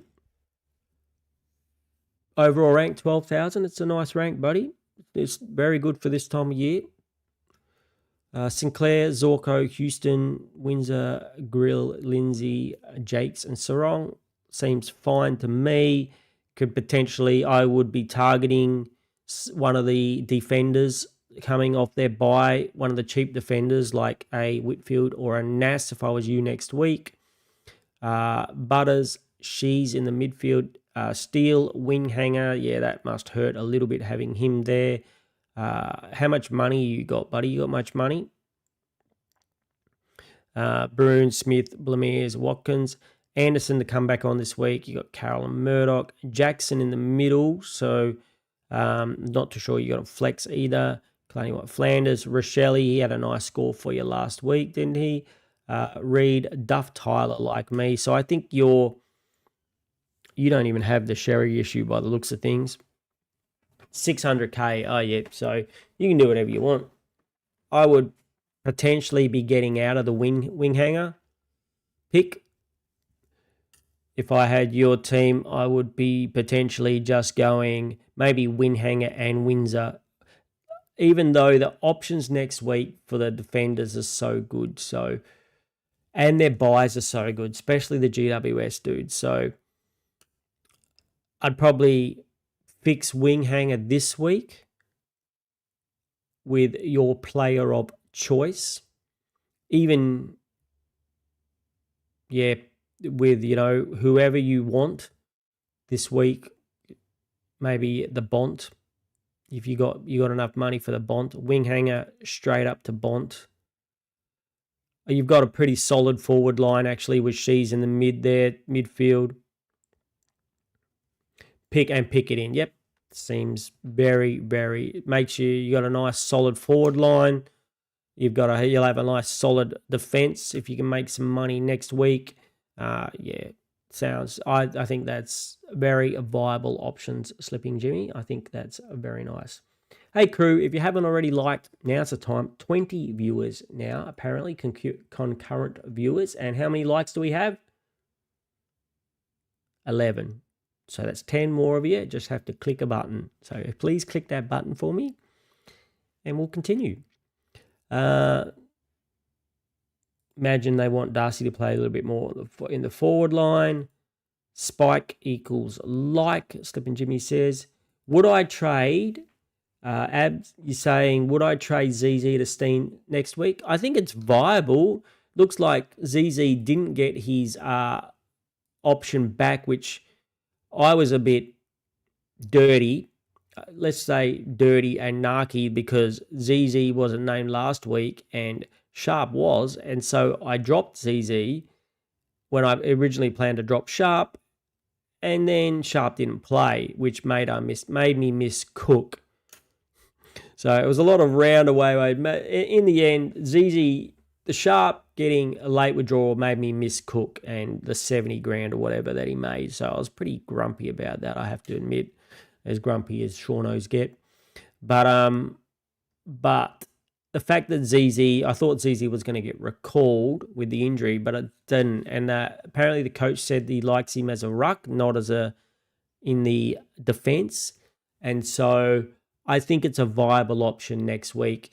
He hasn't made you any money, but he's not making you any money on the bench, and Steen will be making you money. So I think it's, I think it's fine. I think it's fine and good to drop ZZ for Steen next week. I think it's probably a good idea. Beast J, that's your team name. We'll do one more from the Discord. We'll do Beastie. This isn't you, is it, John? Not Beastie. Rank 37k, not bad. This week this guy's going Windsor. Go Dirksen. Yeah, it is a bit risky. Next week, Parrish to Holmes and Dovison to Marshall. That's you, John? Ah, cool. All right. Yeah, Dirksen.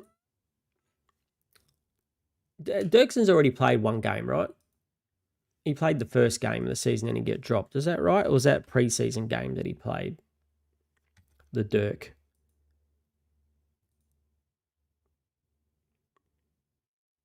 No, he's only played preseason games. So hopefully he plays, but that's a couple of weeks you have to get through. You want to be pretty confident that the injuries of Carlton or whatever are enough for him to play a couple of weeks, but kind of risky.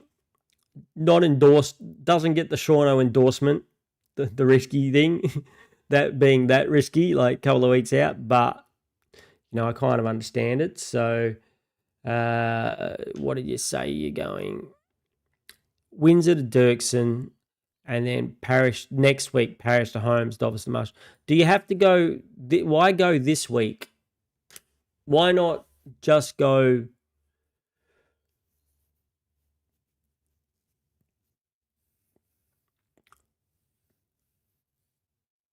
Do you have to go this week? I don't know what Windsor's break even is, but is it really necessary to go this week? Could you not just wait? And I don't know how many boosts you use, but use a boost next week if you need to. It seems very early to go. And Windsor could have a spike score. I mean, he probably won't, but he could. You've got, and also the Parish to Holmes and Dovison to Marshall. So you can't get enough money and Dovison to Todd Marshall. So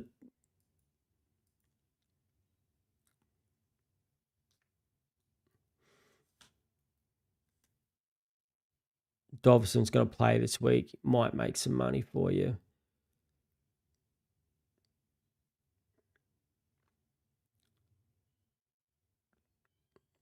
Yeah, I'm not 100% sold on it. Not 100% sold on it. I'm trying to work out a way of what you could do this week to make you some money, so you didn't have to do it. But yeah, I see what you mean. Your team's kind of locked up a little bit. If you need that much money to get it done next week, yeah, it is risky. You're dropping a player that's actually playing this week as well. I prefer if you try to get it done next week, depending on how much. Even if you don't have enough money in the bank to get like Parish up to Holmes this week. I say Carroll, you could make 30K in a Carroll to Watkins trade. Yeah, it's official, but he hasn't played yet. So, I mean, a lot of us went on Murdoch after one game, and that was risky. But to go on a player and he hasn't played any games, means he's got to play both those games. He's got to get not injured, and Carlton, they have to, not drop him for someone else. He's coming in for an injury, right? Now, he looked pretty good in that practice game, but he is coming in for an injury, right? Harry Dean, concussion 2 weeks. What happens when Harry Keane comes back in 2 weeks if they drop him again, John? He'll be right on the bubble. He'll be on the bubble. And what happens if they drop him? It sounds like a like to like. It sounds like they're bringing in Dirksen for Dean. And they really like Dean. So, and Nick Newman's a chance of coming and playing in their back line as well. Not that they're the same type of players. So he's one I'm keeping my eyes on as well. if it wasn't an injury related thing, it was just that Carlton are shit, which they kind of are. But and they're bringing him in because they wanted to play the rookies or something. That's fine, but they've already got a rookie there. He's concussed for 2 weeks. It just feels, for me, I'd be looking to do something like get rid of Parish, move Brune into the midfield. This is my team. Can't do that because I don't have him there. Yep.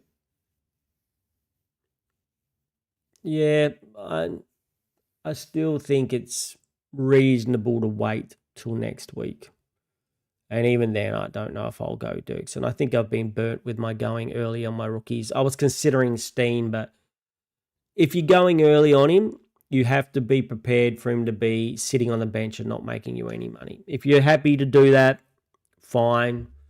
But it looks like with the Dean injury, I'd say it's a 50-50 chance whether he loses his spot back out again.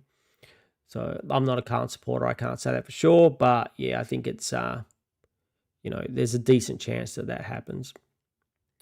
Slip into your wing, hang of a bomb, pick it in, keep defenders until next week. Lots of options. That's right. Yeah, you don't want to be buying. I mean, I'm so low on defenders. I can get one this week and get another. But if you've already got like 3 primo defenders, you probably don't need another one until next week.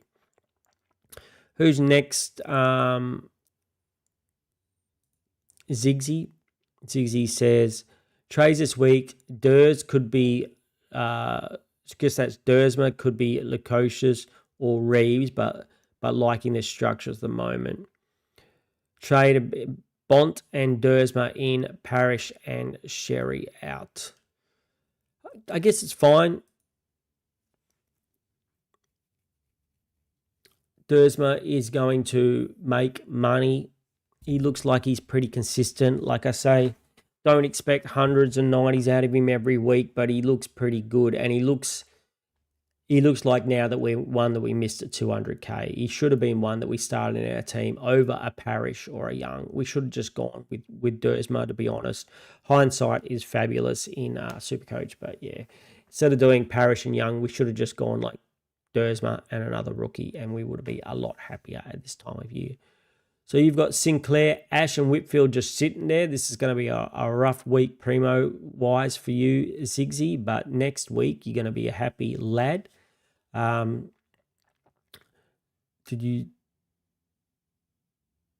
you're getting Bont in, Sherry's out, Bont, Butters, Anderson, Richards, Walsh, Bruner, Dursma. It's a very solid line. Blamiers can go back and shoe up your defense after round 5. You've got 1, 2, 5. You'll have 2 rookies on the field. English McAndrew with ZZ. You could potentially do the Steen swap next week with the ZZ, which we were talking about. Sheasel, Flanders, Cook, and like a lot of us, a bit of a rookie-based forward line. Windhanger could get DPP. He still doesn't look that great, though, does he, Wayne? He had a good game or two, and then maybe you give him another week to see how he is, but he's an expensive player. At 450K, I'd want him to be a keeper, and he doesn't look like a keeper, so I could get behind people giving him another week to see if he can score big again, or punting him for a proper primo. Probably wait till next week, John. Yep, but that's I probably would if I was you. Yep, just wait next week and use a boost. If you've only used one boost like me, I think that's fine. Like, I was tempted to use the boost this week, and then I thought better of it. Like, if you were pushing up the ranks, I can understand using a boost this week. If you were, playing your league matches and you thought you were going to get beat and a boost to make the difference between you winning and losing, I could see using a boost. But at the same time, I've already used quite a lot of trades, and so I think I'd like to save my boosts for upgrade and buys. And if I can get away without using one next week, I will. But if I have to next week, I will also. Sorry, I got to have a drink.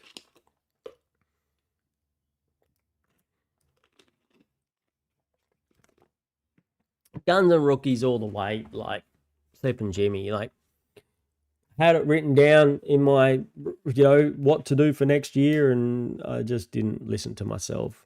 Next year, please remind me when we're doing the preseason. Say, listen, Seano, you idiot. We're doing guns and rookies this year. Remember last year. Remember the disasters of last year and the year before. We're doing guns and rookies. And blow up this round. I'll be down there at AFL House blowing the place up if there's a round 0 next year. There better bloody not be. Yep, guns and rookies. Guns and rookies are just the way, like most of the people doing really well so far this season have gone to guns and rookies.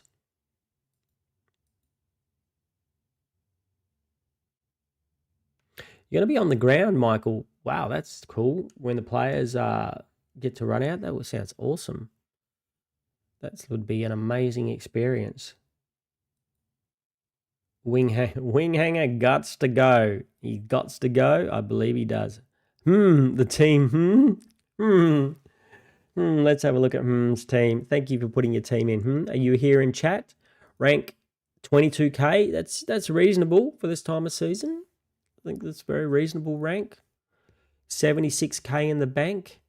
Clark, Houston, McKercher, Sinclair on the bench. It's a nice, solid back line. We're all hoping that Houston is going to have a comeback game this week. a comeback because I don't know where he was last week, but he didn't seem like he was on the field. Ground zero for Wayne. You talking ground zero? I've got a really, really dry throat.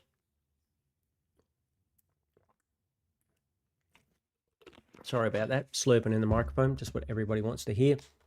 Dacos, Anderson, Parrish, Bruin, Smith, Blamires, Grill, Watkins, and Murdoch on the bench all looks like a very solid. Sherry, English, and White. What will you be doing about Sherry, my good friend? Cheezel, Burick, Cook, Robertson, Lombard, Marshall, McAndrew, Flanders, and Philippou. Very nice. I'm so disappointed about missing out on Watkins and Cook. So much money. Already 70K. That a lot of people, other people are ahead of me and the rest of us. I was so tempted to just punt Parrish for Watkins this week. I mean, he literally scored more than him last week, and he's half his price. So tempting. So tempting. Wayne, ground zero. Not too sure why we're laughing at that, but I'm glad it made you funny. Glad if you found something funny. Probably from ages ago, or catching up on chat a little bit. Yeah, still time to put your team in, crew. Put your team in. Are you out there? Are you watching? If you've had your team, don't forget to, well, you should be liking anyway, whether I put your team up on screen anyway. Seano had a late night last night at work. Bit of drama at work. So he's a little bit tired, but he's plugging along. He's plugging along nicely. Anybody else would like me to put your team up on the screen? Even give it to me and we will go through this rivalry section, or throw it in the Discord if you're not a Discord user, and we can do that. Discord's a lot of fun. We have a bit of a chat in there and people will throw their trades up and they'll laugh at Seano and during the week, but they won't laugh at you. Everyone is very supportive. How will Seano's team look after next week? Well, I've got the, the usual. Don't worry, Mr. B. Don't worry, Mr. B. I have a cunning plan to solve the problem. I have a cunning plan to solve my team. So the cunning plan for next week is, do we have the spreadsheet? All right. Here's the old spreadsheet. And you know, what do we do when Seano, let's get the spreadsheet out. Nerd! That'll wake you up. If you are sleeping... If you're watching that trying to catch a sleep, that'll wake you up. So here we go. Main targets, Whitfield and Nass. One or the other. And I prefer Whitfield because of his bye situation in the early season. And then the future targets will be Holmes, McCluggage, Ash, Callahan, Miller, and Track. Love Baldrick. Blackadder is one of the funniest shows ever. If you haven't ever watched Blackadder, go and watch Blackadder.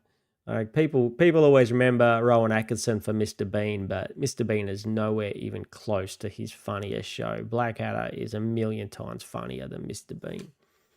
Like, Mr. Bean is for like children, and Blackadder is for adults. Is the way I look at it. Much funnier. And if you don't like Lord Flashheart from Blackadder, which is also Rick Mail from The Young Ones, showing my age now, The Young Ones and Blackadder, but very funny. We'll have to have a Lord Flashheart clip, I think, soon. Something where he says woof woof or something like that. Yeah. Uber funny. So funny. So next week, here I've got a few little plans next week. So I could go Buderick down to Steen. We're starting with how much? Is this the right amount of money that we're starting with? We have 266.60. This is I actually had it as I was so divided between Clark and Dacos, who I was going to have in the team. So what did we say exactly again? 266,600. 266,600. So if I go Buderick to Steen, and then Buderick also, this is also incorrect because at the moment he's at 290 291, but he's predicted to go up. If he gets a 70 this week, he will go up 16 grand. So let's give him 15 grand on top of that. Let's give him 15. So what's that? 306. 306. So 306,000. It gives me 452k in the bank. Then I could potentially drop Carroll, who I think is at best going to make another 20, 30 grand. He doesn't look like kicking his cash gen, side of him going anywhere, which is why this week, if I was really worried about overall rank, still, I would drop Carroll for Watkins, just grab the 30k and know that I've probably got 100 to 150k I'm going to make. Since I'm not so worried about that, we're going to throw the 120k away we haven't already made from not getting Cook and Watkins, and then probably throw another 100k away from Watkins. And we'll get rid of Carroll and we will get Whitfield at 547, 500. We could also go Parish, and that would leave me 86k in the bank. And so a little bit for the week after. And we don't have to boost that way. We get Whitfield and we don't have to boost. We can also go Parish out for Whitfield in, which would leave me... Sorry, this is 266, 600. We go Parish out for Whitfield. We have 69k in the bank.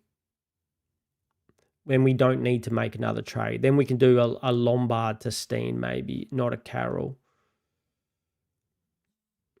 And end up with 114k in the bank. So don't have to trade next week. Don't have to boost again next week.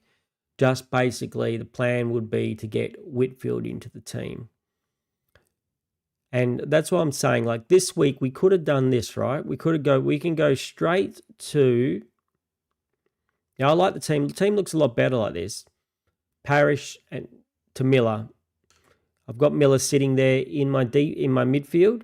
He only has to play in the midfield for 1 week, and then I move him down to the forward line. And then my forward line would look like Sheasel, Myers, Flanders, and Tuke Miller. And with a potential Petrarca coming back in a few weeks.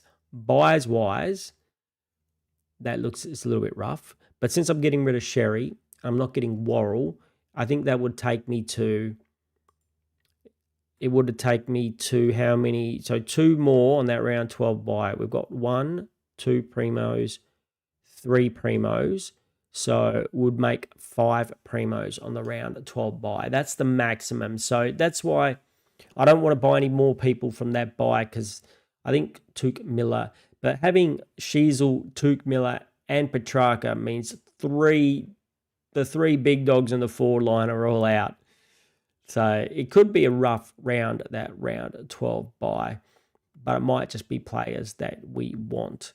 And like we'd also discussed, the round 16 buy is potentially a problem. We'll have 1, 2, 3, 4 primos out of there. So maybe if we can afford to get around that, from the round 15 is a reasonable buy round for us. I'm going to put that over here. So round 15, you got Brisbane, Essendon, Sydney, and West Coast, which means I'll be targeting people from this round. Like I like Finn Callahan because he's on the round 13 buy, which is only GWS and Richmond. And I'll also be targeting Brisbane. I don't think there's anyone I want from Essendon. I don't think there's anyone I want from West Coast. But Brisbane and Sydney, I'm thinking of McCluggage. Maybe a very cheap Lockie Neal. Neal could be very cheap soon. So Lockie Neal's got a break even of 160. And he's at 550k. So let's use our new score thing. Price projects him, get 109, 115. And just say he goes 110 again. Project. So he's projected to get down as low as 522K in a couple of weeks. We know what he can do. We know he can get tagged. But, geez, at 522K having Lockie Neal in your midfield, that might just be too tempting not to take. So he's one that I got my eyes on. Sydney, also Heaney. Let's have a look at how Heaney is looking price-wise.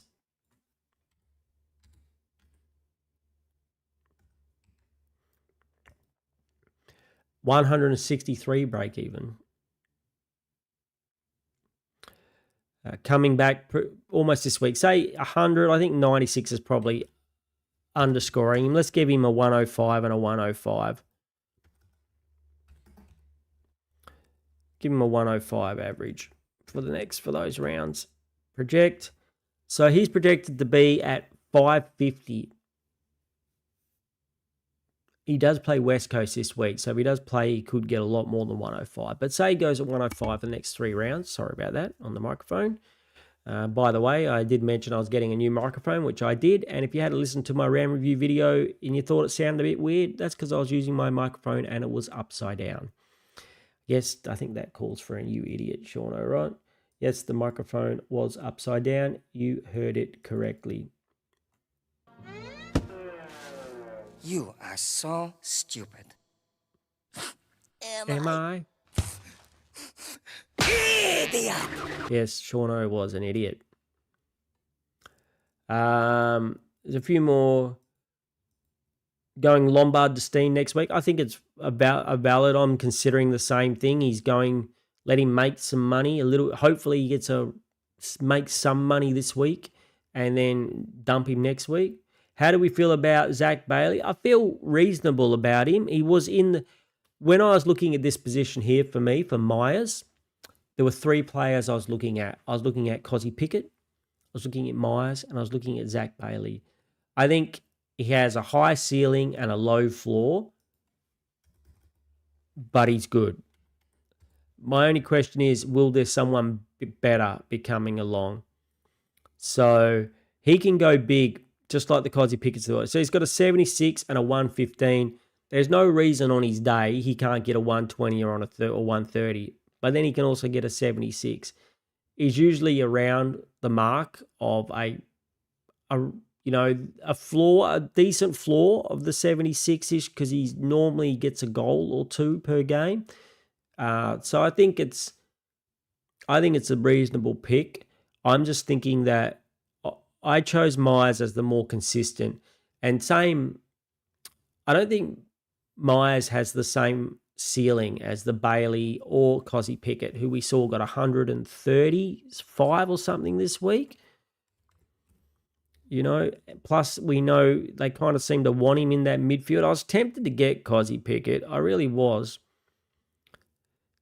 74, 86 and a 135. I think this is kind of what you can expect out of Pickett, and I can think this is exactly what you can expect out of Bailey as well. Maybe Bailey. I think they're both going to be up and down. I think Myers was more consistent, and I paid up for that little bit more consistency because the rest of my team, because of the league situation, and I want to win my leagues, I don't want too many of these down scores like the 74s. And but I think all 3 are good options. Just leave enough room in your forward line for potentially Tuke Miller, because we're all going to want him.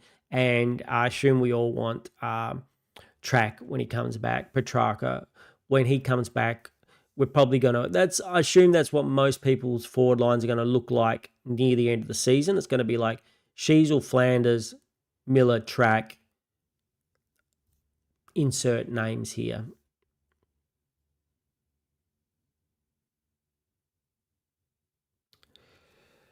Lincoln Stone. Okay, he's got a question.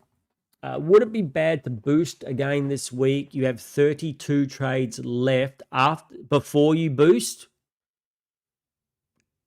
How many boosts have you done already? It makes me sound like you might have already done 2, or have you already done 1, Lincoln?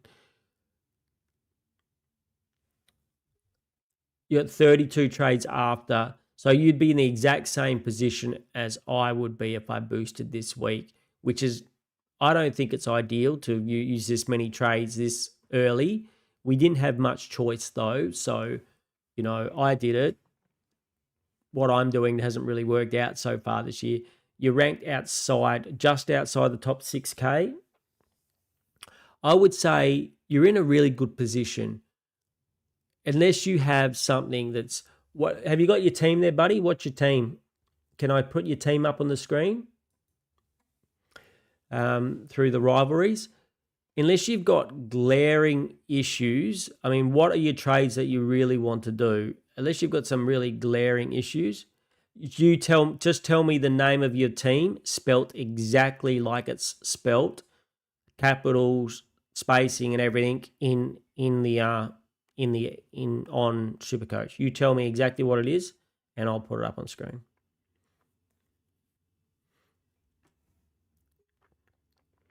So, and tell me what trades you're doing. Stones, okay.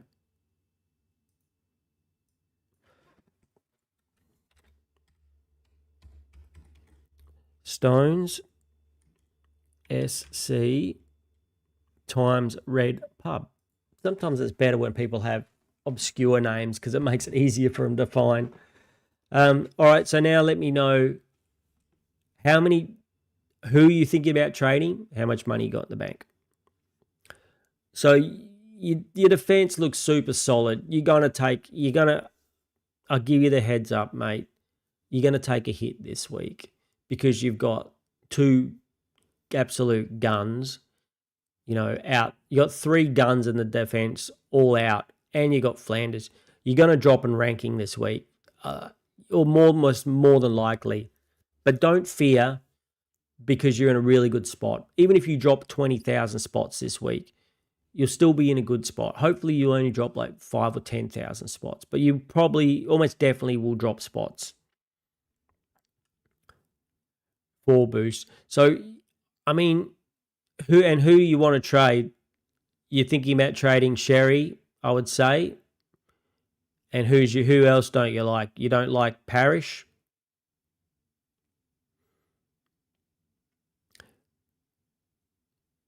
Sherry to Gorn, reasonable. Long as you don't mind the round 16 bite, it's reasonable. Is a must. I don't know if it's a must.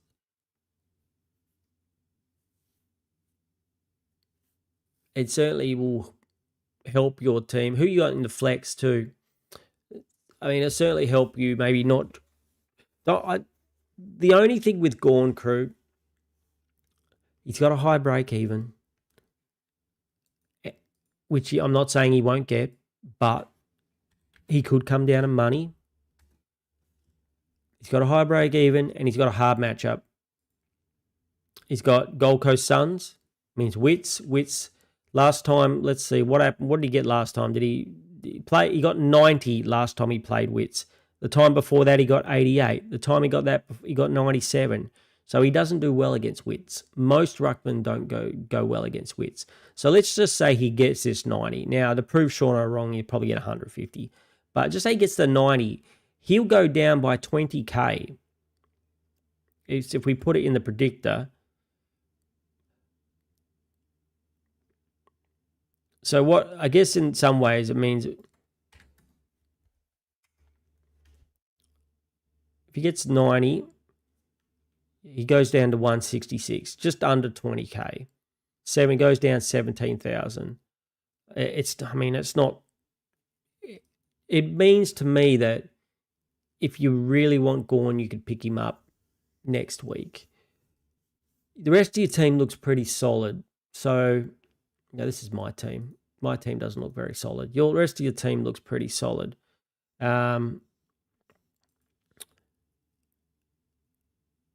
Sharp to Watkins. Don't do that. Okay, Lincoln, if you're boosting to do Sharp to Watkins, don't do that, because Sharp's going to come back and play this week. I know he's a slow burn, but he's a playing rookie that's going to make you money. If you're going to do someone to Watkins, do Carroll. If you desperately want to do a midfielder to Watkins, do Carroll. Carroll's money is almost made. He's not playing this week. Not that you really need a playing player, but if I was going to do one or the other, I'm doing Carroll over Sharp. Now, I don't see why you would have to boost.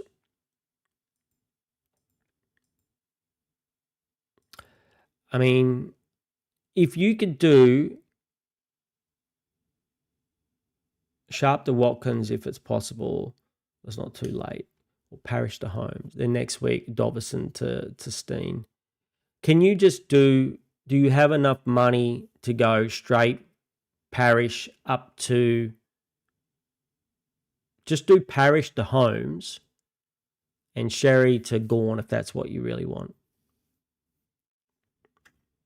That's what I'd be doing, and I wouldn't be boosting. Yes, you're missing out on Watkins, but you got Cook. You got one of the really good lookies last week. You'll get some. We're looking at both Steen. Next week, you've got Byrne, 2 from Carlton, even though he might not score much, but he is a DPP and he is a rookie. So, plus you do not have Murdoch, and Murdoch will be coming back in a few weeks. So you've got that other little bonus that when Murdoch comes back, unless he's in your flex, but I can't see who's in your flex. Hey, Angela, how are you? Nice to see you. Always nice to see you, Angela. Thank you.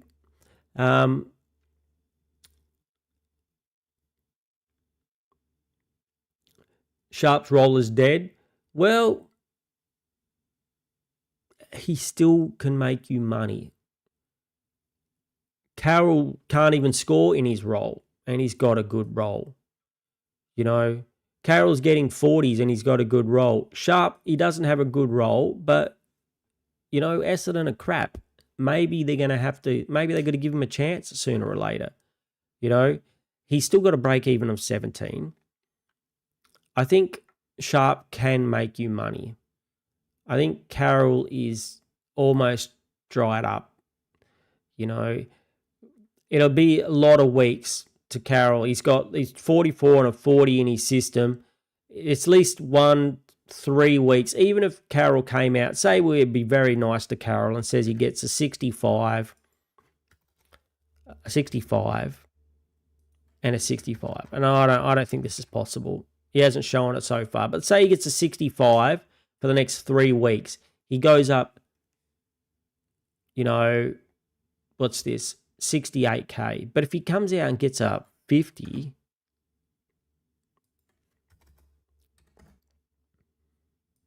and even that on his score so far, it seems like it might be generous. I mean, he's gone up 20K, 30K, 35K he would go up. Parrish, he's got this 14, right? So say this 14 drops out. Once this 14 drops out, we'll give him, he's got a 57 before that. So say, give him a 55.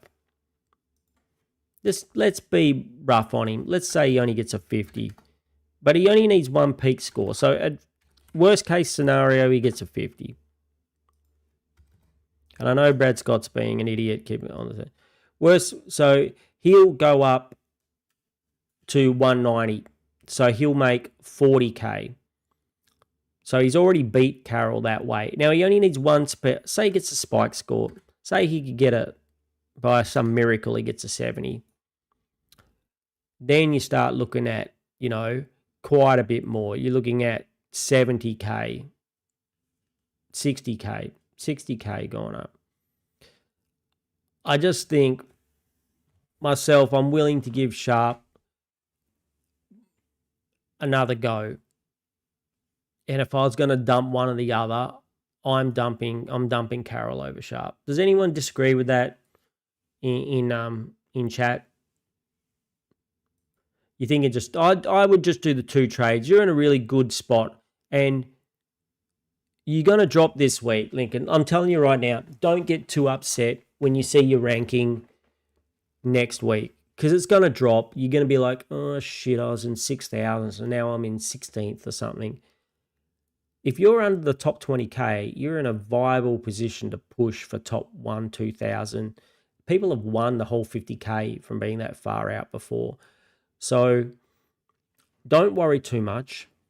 Just do 2 trades and, and then live. You could potentially do 1 trade this week if you really wanted to.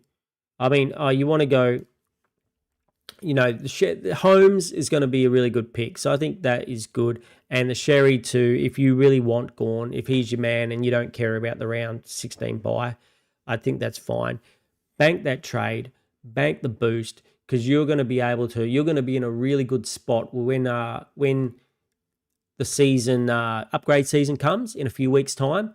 You can use the boost then, and hopefully we'll have some decent rookies around at that point. I mean, the other thing you can always do, if you were prepared to take, I mean, obviously the overall score probably means a lot to you, to where you are at the moment. You could wait on Holmes for 1 week. If you really want Watkins and you really want the cash gen, you could go early.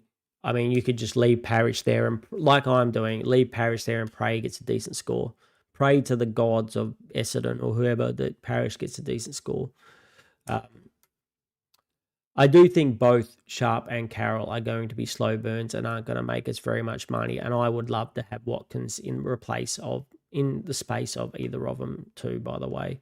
So I understand, but if I have my choice over Carroll or Sharp, the fact that Carroll doesn't play this week and then he's got, 40s in his system, I just think if Sharp's going to make money, it could potentially be quicker.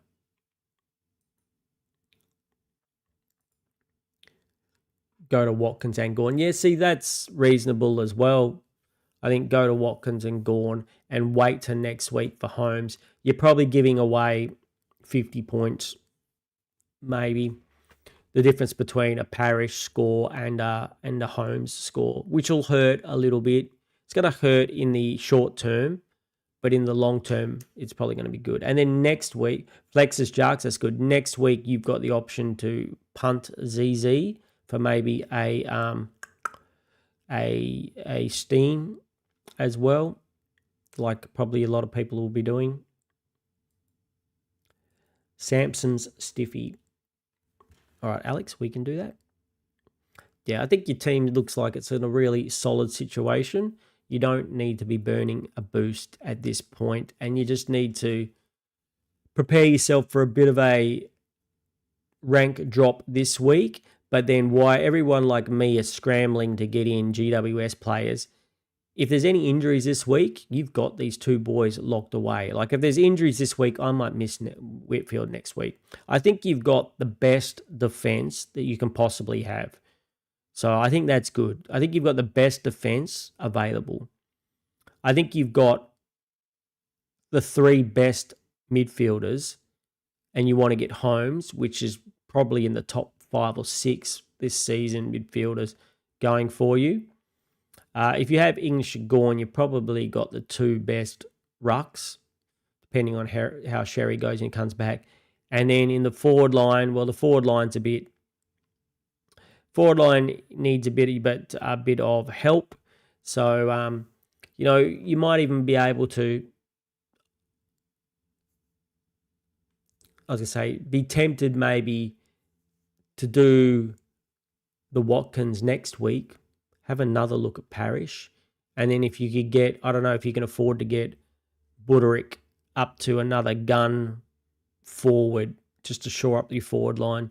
It'd be better. Is it better to have another gun midfielder who can go big, or a forward that can't go quite as big? That's the age-old question that we're all asking ourselves. So, Alex, let's have a look at your team. Alex, actually, we probably should have put add as a rivalry. We've got lots of rivals, Seano. Seano doesn't get along with anyone. He's got lots of rivals. Samson's. Did I just not spell that correctly at all?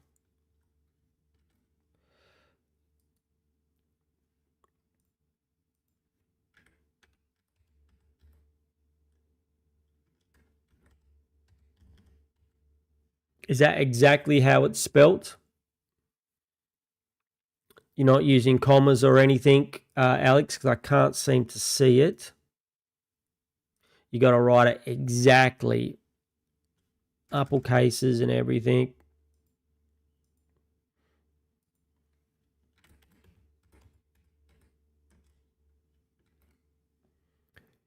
It doesn't like it.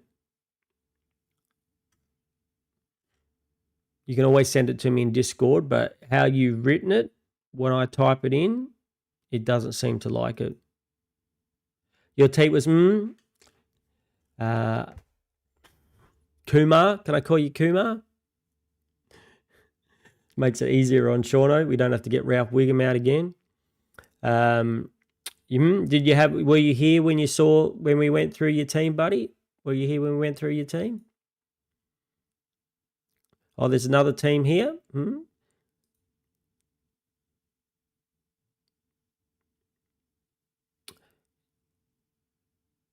Team looks pretty good, mate. I think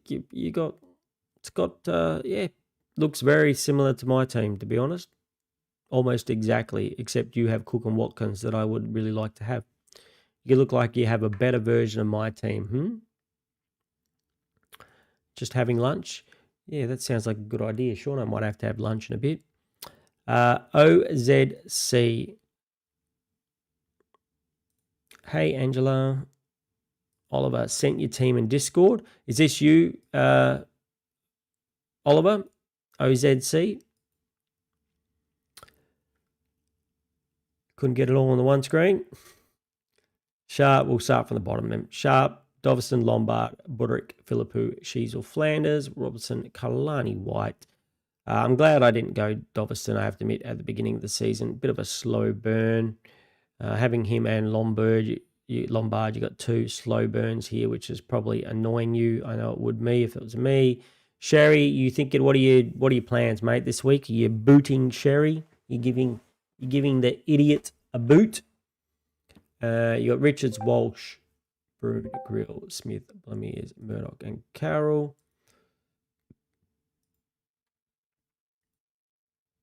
And for the other end of it, Clark, Houston, we fell for the... I don't know, is anyone thinking that Houston might come good? It's a trap. Or is he just a trap? I'm hoping he's going to come good, but I'm not sure. You got Windsor, Jake, Selwood, Lindsay looks fine. But it's Anderson, no Bont. Are you doing what every other man and their dog is doing, going Sherry to Bont or something like that this week, buddy? Mr. Oliver, trading Sherry and Winhanger to at least... You got Winhang? Oh, you do too, yeah? At least, but you don't know for who. I mean, you got the money. It's probably time to get Bont in your team. I don't like to say it because every man and their dog's going to have him now after I went and got him and thought I was a smarty pants. But, yeah, I can't see why you wouldn't want to... You want to shore up the... Oh, no, you got Whitfield and Sinclair on the bench. So your back line looks pretty damn good, actually. So just your forward line, maybe. You want Bont and you want to pick up a reliable forward. I don't know if you can afford to get a Lombard or a Doveston up to somebody, up to one of those three that we were potentially talking about, either a Bailey, a Zach Bailey, or a Brian Myers, or a Pickett, Kasai Pickett, one of those boys. Shore up your forward line a little bit. Yeah, that's probably what I'd be doing if I was in your team. You've got, unfortunately, you don't want either of those spuds of Dovison or Lombard being on your field when it is no longer best 18 next week. You really don't want one of those spuds being on your team.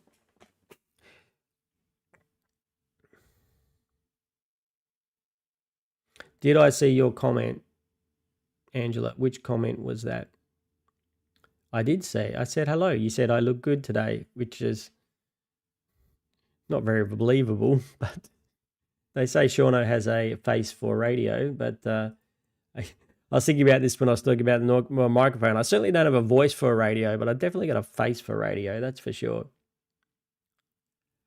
Lincoln says, you think that, all right, if you want to back Carolina of odds of getting a spike score, I think, honestly, I think the money, he's not going to make much more money. He hasn't got more than a 40 so far or a 50 so far. So he's had the role. He's had it for 4 weeks now, and 59 is his highest score. And these two scores, there's not just the fact that how much longer are you going to keep him? Like, yeah, I don't know. And the fact he's on his bye this week, I'm just, I'm willing to give Sharp another chance. Maybe it's just because I gave him a chance last week and I can't boot him after doing it this way. Plus, there's more money on Carroll's head already. So, I mean, is Brad Scott that dodgy that he's not even going to give Sharp a decent go? Give the kid 70 or 80% time on field. Give him a run through the midfield for, just for 5% of the game or whatever. And let him have a chance of getting a 50 or a 60, The thing I do like about Sharp, the one thing I think it's okay about Sharp is that 14 disappears after this week. So if he was to come out and get a 57 or a 60, he starts, oh no, it's in for 2. Sorry, it's in for a couple more weeks, 2-3 more weeks. So yeah, he's going to be a slow burn for 2-3 more weeks before he gets money. Yeah, so they're both kind of, I don't like having either of them, to tell you the truth. Wish I had Watkins and Cook there instead. So I guess either way, whichever one I pick's probably going to be the opposite. So if you think Cook's got a better chance of doing that, then go for it, buddy.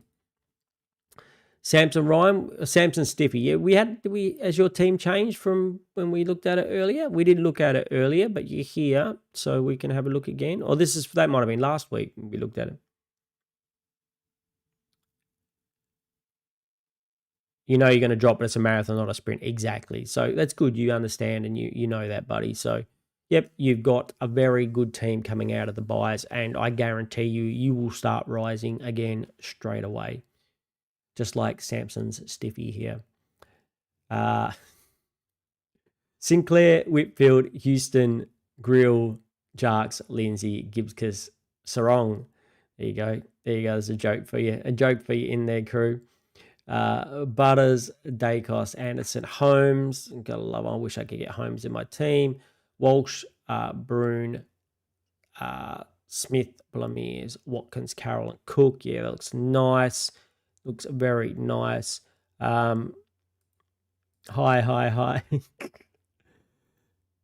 Has a buy, not a lot of money to make. Slip, and Ginny agrees with me. Sorry if you're spamming. It's all right. You didn't yell at me in capitals, Angela, so it's fine.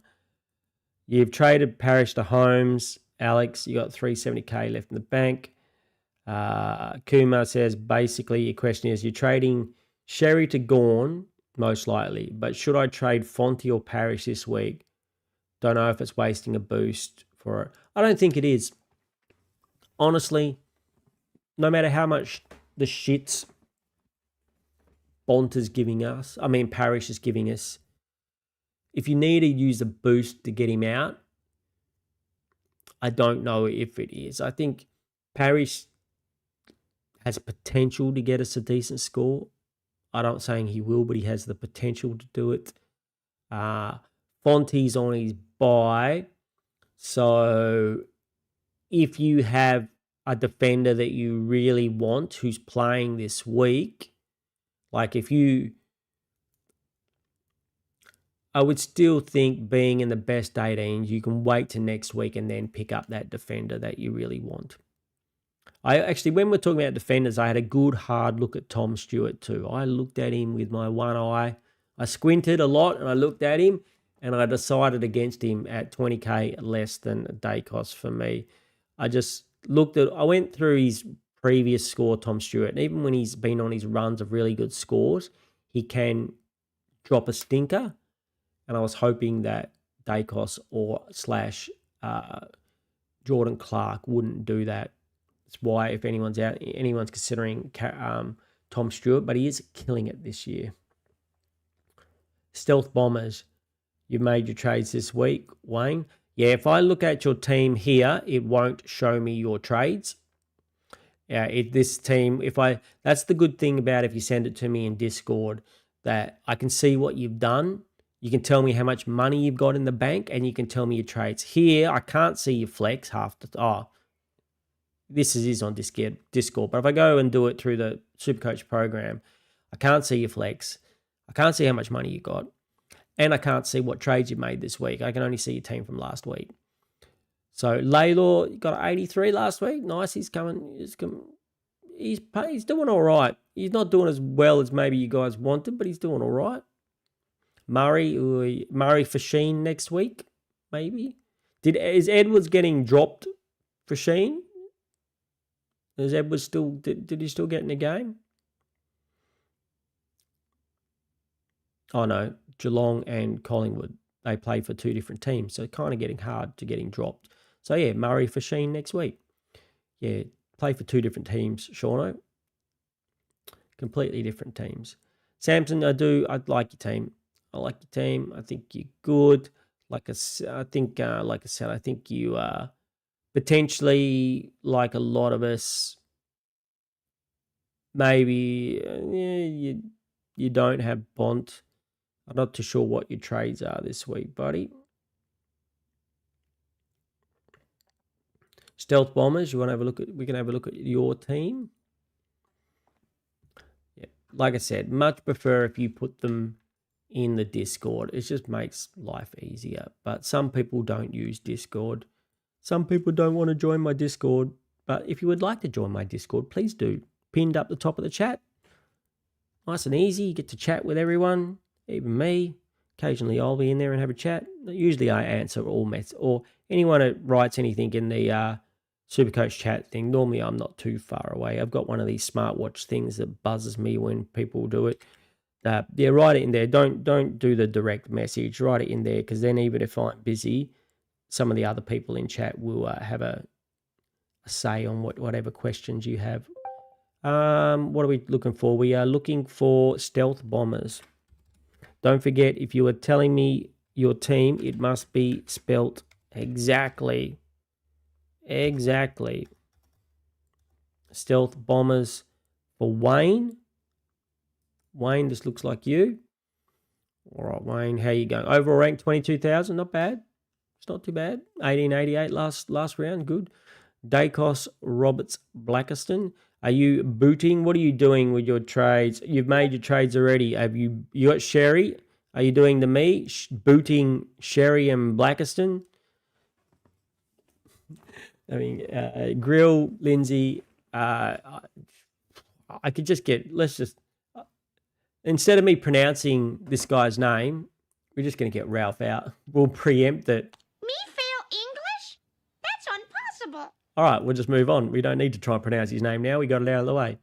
Butters, Dacos, Bolton. You got Bolton in last week. You'd be happy with that, mate. I hope it pays off for you. Winhager. Yep. Had a couple of good scores and then a not so good score. Is that what happened? 100, 180, and 65. Yeah. Bit risky. Harley Reid, you're going a bit of mid-price madness, my friend. You still got Parrish. You got lots of mid-prices here. You got the big Sherry. Sheasel, Pickett, Laylor. Caddy, is out this week. Russell, yeah, you went the old mid-price madness. It's going to be rough. It's going to be a rough season for you, I have to say, buddy. Not Wayne. Not trying to be rude, but like I should have gone guns and rookies, and we know guns and rookies are the way to go now. You're going to struggle with trades eventually, just because of the amount of mid prices you got and the amount of these guys you're going to have to get rid of. Like Winhanger's probably going to he'll have to be an upgrade at some point. You got to get rid of Blackstone as soon as possible. Depending on if you haven't used a boost already, I'd definitely be using a boost this round.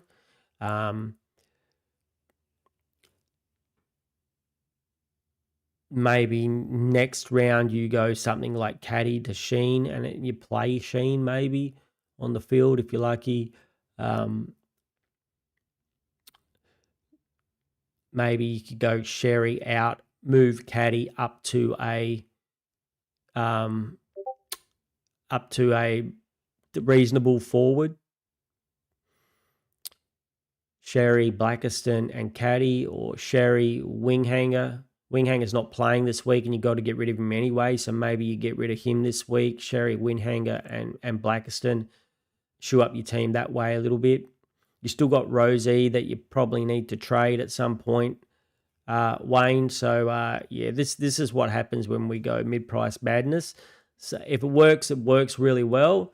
And when it doesn't work, it means we run out of trades. So you're going to have to trade a little bit. You're going to have to use some boosts. So, there's some times when I think you just have to use boosts. And I think in this type of thing, depends on what you're doing it for too. If you want to win your leagues, then you don't have to go too crazy. But if you want to, push your overall rank, keep it up like this, you probably want to be boosting and trying to move some of these mid prices out for bona fide primos.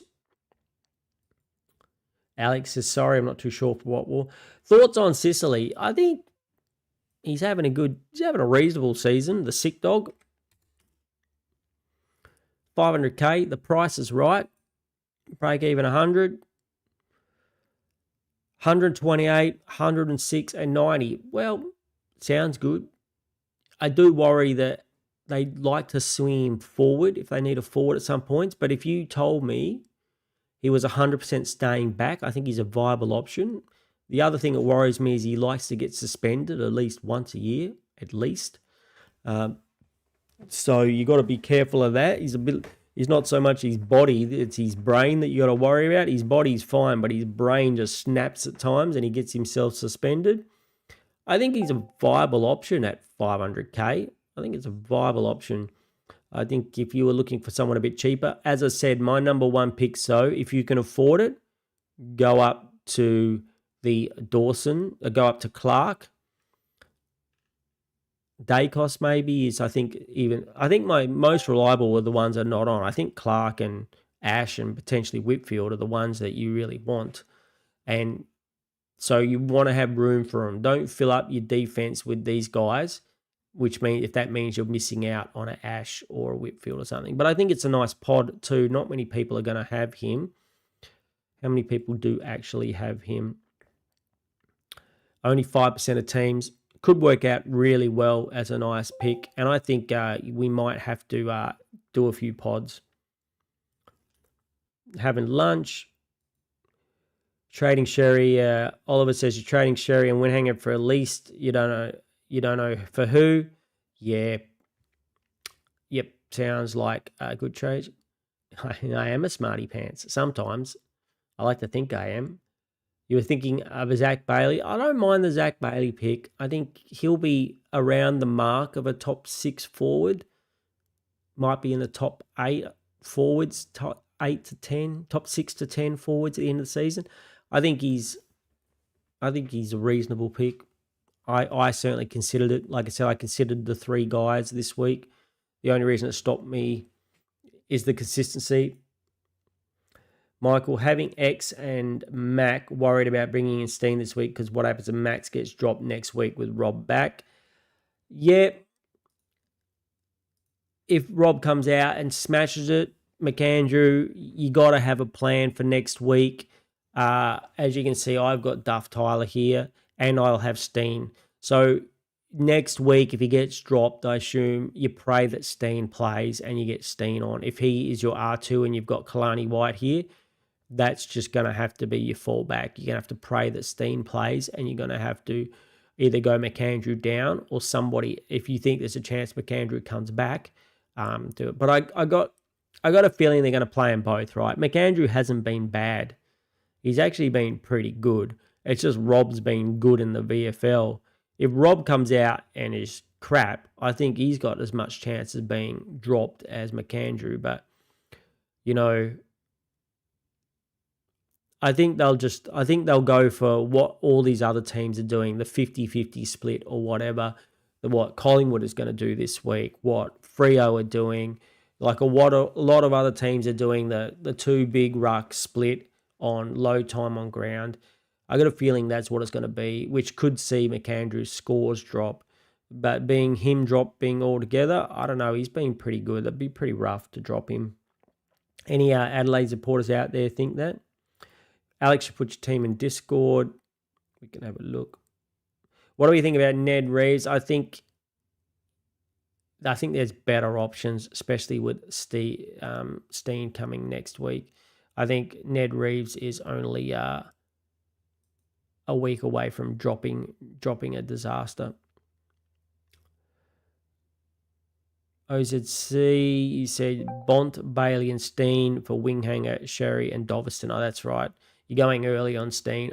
I mean, besides the risk of Steen, I like it. You know, you're shoeing up your forward line. Doveston's going to play this week, but is he going to make you any money? Is the question. I don't mind it. Going early, I'm not too sure. If you could get away without going Steen early, if you just go Bont and Zach Bailey, I'd probably be happier. But you might have issues, obviously, moving stuff around. It's probably your issue. So actually, I got your team here, so it's kind of hard to see with the way it is. Sherry McAndrew, you're going Sherry for Steen. You don't, yeah. You got Sharp down there. I see what you're doing. I'd be tempted. Yeah. I guess that's fine. Doveston and Lombard, like we said, aren't going to make much money. You're going to be leaking points by having them both there on field. Outside of this round could be okay, but once this round is finished, you could be in a bit of trouble. In your particular circumstances, I don't mind it, but I am trying not to go Steen early myself, just because of the whole what happened with Murdoch situation. The Dead Kennedys, did I read that right? The Dead Kennedys. What was there? They have that really good song. Yeah, Ned Reeves, I think it's as a money grab, it could be fine, but I think he could easily drop a 50 or a 60. He's another one only getting 50% time on ground. So I think he's performed very well, and I don't know if he will continue to perform very well. All right, the Dead Kennedys, we got Dacos, Roberts, Blackiston, Grill, Jarks, Lindsay, Bont, Butters, Dacos, Bolton, Winghanger, Reed, Bruin, Smith. Two boys on the bench. I didn't really read your bench. Blamires, Watkins, and Murdoch. Jackson, White, McAndrew, Sheasel, Pickett, Laylor, Buderick, Dobson, Marshall, Caddy, Robertson, and Tracy. Did you get in Tracy this week? Josh Tracy.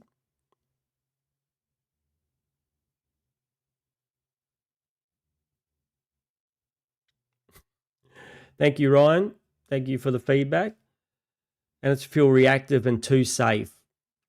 They are safe. I'll totally admit that, mate. It is safe. I try not to be too reactive. Let's face it. Like people like, maybe getting in things, people like Houston and stuff is a bit reactive, but safe is okay. You can put in things like, I could tell you all to go and get Sicily, but when he gets suspended next week, I wouldn't feel very good about myself. Or I could tell you all to go to get McKercher, but when he gets moved to the midfield, I wouldn't feel very good about myself. So I crunch the data and I try and make the best decisions from the data I have available. And so I do my best, and I try to give the best information as far as I know. But as for if you want super risky picks, I'm probably not the man to go for.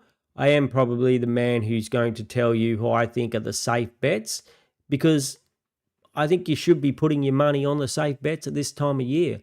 Like, it's not if you're in the last couple of weeks, all right, let's look at it this way. If you're ranked in the top 10 and it's the last couple of weeks of the season and your backline looks vanilla like everybody else's, and you're like, maybe I should get Sicily, because if nobody else in the top 10 has Sicily, And if he scores like 120 for the next couple of weeks, I could pass the people in front of me.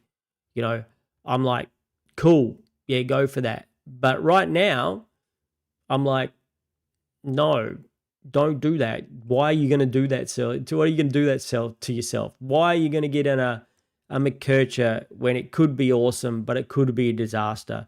Like we just got Houston. That's it. There was it's not a disaster yet, but if he gets another 60 this week, it's a disaster.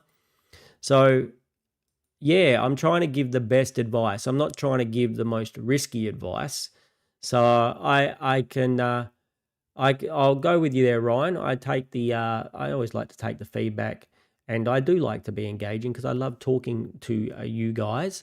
But I do crunch the stats and I give the best advice that I possibly can. But yeah, I'm not going to say, yeah, you should get McKercher this week if I think, the history in Supercoach tells me that that's not a good thing to do. And the history of what I've done this year and how I've screwed up with my team is hopefully I can steer you guys to not doing the same thing, you guys and girls.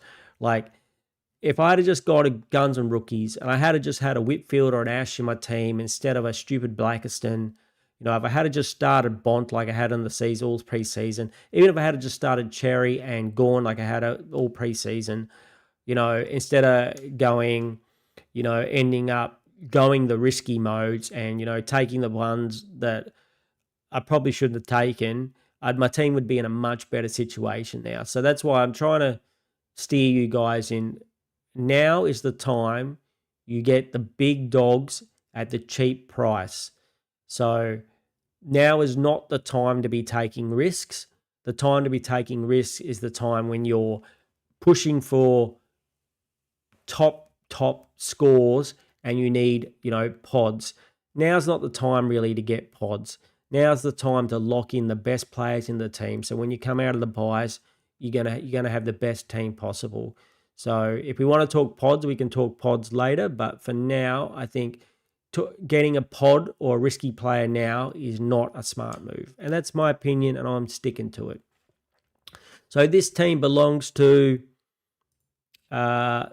Stones. We had a look at your team, didn't we, Stones? But you did put it in. So you're at your rank. We had a look. So you're doing pretty good, I think. This is the one. Yeah, you wanted to get rid of Doveston and shoe up your forward line. Is that the one? Oh, you still got Robertson and Marshall there. That's fine. They'll come back and play. You got Whitfield on the bench. Your team looks very solid, mate. Your team looks good to me. Got Gorn and English there. This is all maybe once you've made your trades. Looks very, very solid. I like it. Luke Parker versus Parrish, as you will have DPP in 2 weeks. See, this is another one. I think Luke Parker is a risky pick.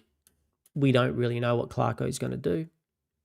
Traded Sherry and Sharp to Gorn and Watkins. Next week, Parrish if he does bad to a Primo, and Doveston if he does bad to Steen. Yeah, I think that's EST Stones. I think that's looks really good. I think that's a good plan and it looks really good. You're happy to do the Gorn and English with the buy. I think that's good. Samson Ryan, thank you. Yep, where you looked at yours. So I'll try and catch up on chat here, crew.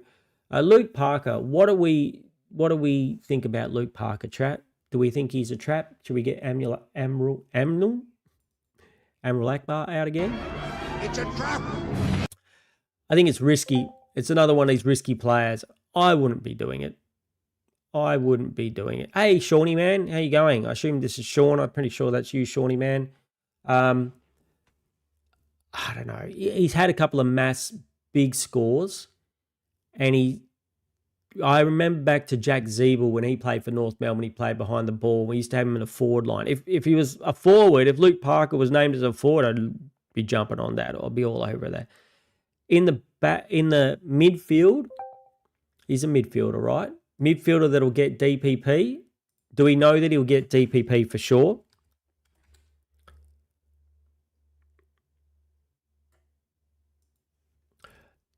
I don't know. Risky. Again, it's risky. 67, 137, 161. I mean, they're massive scores.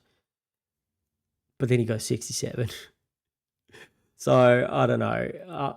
It's a little bit risky for me. It looks like there's a high upside, but I thought there was a high upside with Houston as well, and he's more expensive.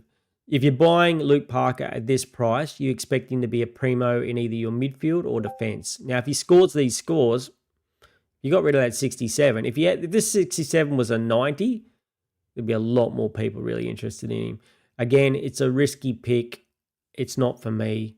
But if you wanted to go there, I think if you want to go there, you just have to know that later on in the season, you could have to burn a trade. His position might move. He might not be playing that role anymore. You might have to burn a trade. So if you want to go there, okay, but just be prepared. It could backfire and you could burn a trade. Shawnee man, could we field Blamires over Parrish every day of the week? He's outscored him every week, I think.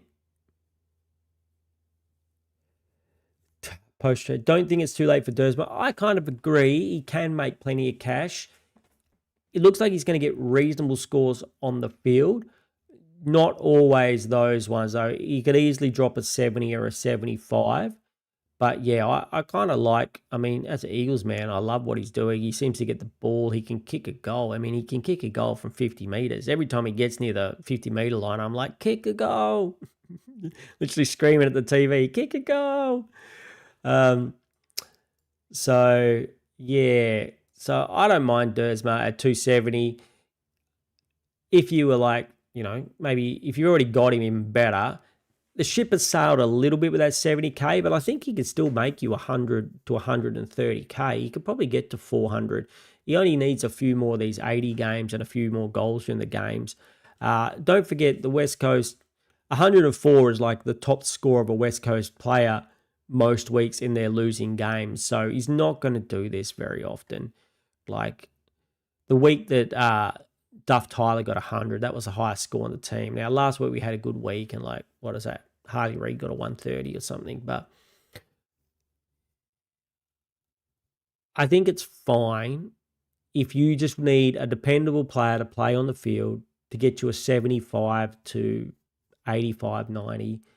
And just ride it until the buys. I think it's fine. Clark, Houston, yep, you fell. Hopefully Houston wasn't a trap. Hopefully he gets a reasonable score. If Houston comes out and gets 100 this week, we'll all be like, yeah, okay, it's all right. Oliver's done pretty good for the people that picked Oliver. He hasn't knocked it out of the park, but he did all right. Does anyone all right for 500K? Gordon English. You got Mr. ZZ, maybe Steen for ZZ next week. McAndrew there. So you're all covered. Sheen, Flanders, Buderick. Cook, Robson, Philippo. I like it, Shawnee, man. It's good. Who do I tip out of Adelaide and Freo? Where's the game? My tipping is terrible, I have to admit. I seem to screw. I don't know why I'm so bad at tipping. Last years, I get halfway through the season, I just give up at Adelaide.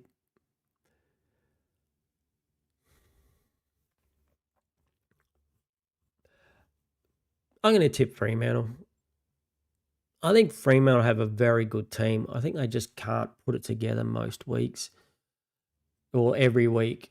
I think on paper, Fremantle should have a top 4 team. I've been saying this for the last couple of years, yet they can't seem to get there. They've got a really good midfield. They got a really good forward line. Defense is pretty good. Why can't they just, win a lot more games? I'm not too sure. But yeah, I'm going to tip Freo. And so you should probably tip Adelaide. If how my tips normally go, you should probably tip Adelaide, I would say. Lincoln Stone, last year you sold your rank by burning trades, so I'm just going to 2. Yeah, so did I. And I think, again, if you have any interest in leagues at all, keep your trades. And we've already burnt. I'm down to 33 after doing 2 this week, and I totally intend to do 2 next week, so I'll be down to 31. and it will only be the beginning of round 5. So that's a lot. And I kind of promised myself, if possible, that when we come out of the buys this year, none of this 6-trade BS that I had like last year. I want a trade a game. So if there's 10 games to be played, I want 10 trades. And that's what, if that means I don't have a full premium team to a couple of weeks after the end of the buys, so be it. Last year was the first year I'd ever run out of trades. I don't even know if I had one. I might have ran out before I got to the finals of my leagues. I think it's the first year ever, and we've had some of the most trades we had ever. So I'm not doing that this year. If we have to forego some overall rank for me to reach the finals of my leagues with trades, I'll be doing that. If you don't give a rat's about your league and you just want overall rank, you will still regain places on the other teams at the back end of the season if you have trades. When they've got zeros on their field in the last 4 to 5 weeks and you've got trades to bring on a gun or a player, they've got a primo player that's injured and not playing, and you bring on a primo because you got trades, you will jump a lot of spots. So I know it's sad at this time of year if you got a ranking like I have, but I truly believe that by the end of the season, I will drag my ranking up to my pass mark of the top 10%, potentially even better. Hey, Mass, how you going? Holmes versus Hawks is a bad idea based on recent history. Okay, that's some good advice there. If you were thinking about going Holmes this week, he hasn't gone really well against the Hawks in the past, so maybe it's a wait till next week if you were thinking of Holmes this week.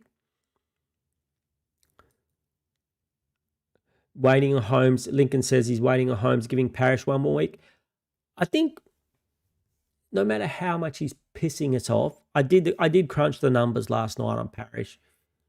There's no reason why he can't score a 90 again. There's no reason why. It's just whether he's going to do it or not. It's good. It's not a roll thing. It's slightly a bit of time on ground. It's a bit of bad efficiency. A little bit more time on ground, a little bit better efficiency. That 67 is a 87, a 90. And if he, for some reason, got quite a bit more time on ground, which is probably not possible, and got, lots of contested possessions, it could eke out 100. I can't see it because Essendon are pretty average, but, they don't have a ruck to get him the ball either, which doesn't help. But Brian comes back in a week, but I'm giving him another week thinking that I'm probably going to see another 70 score, but hoping that he can get me a 90 score. G-Bags, how you going, G-Bags? You still holding track? Nice.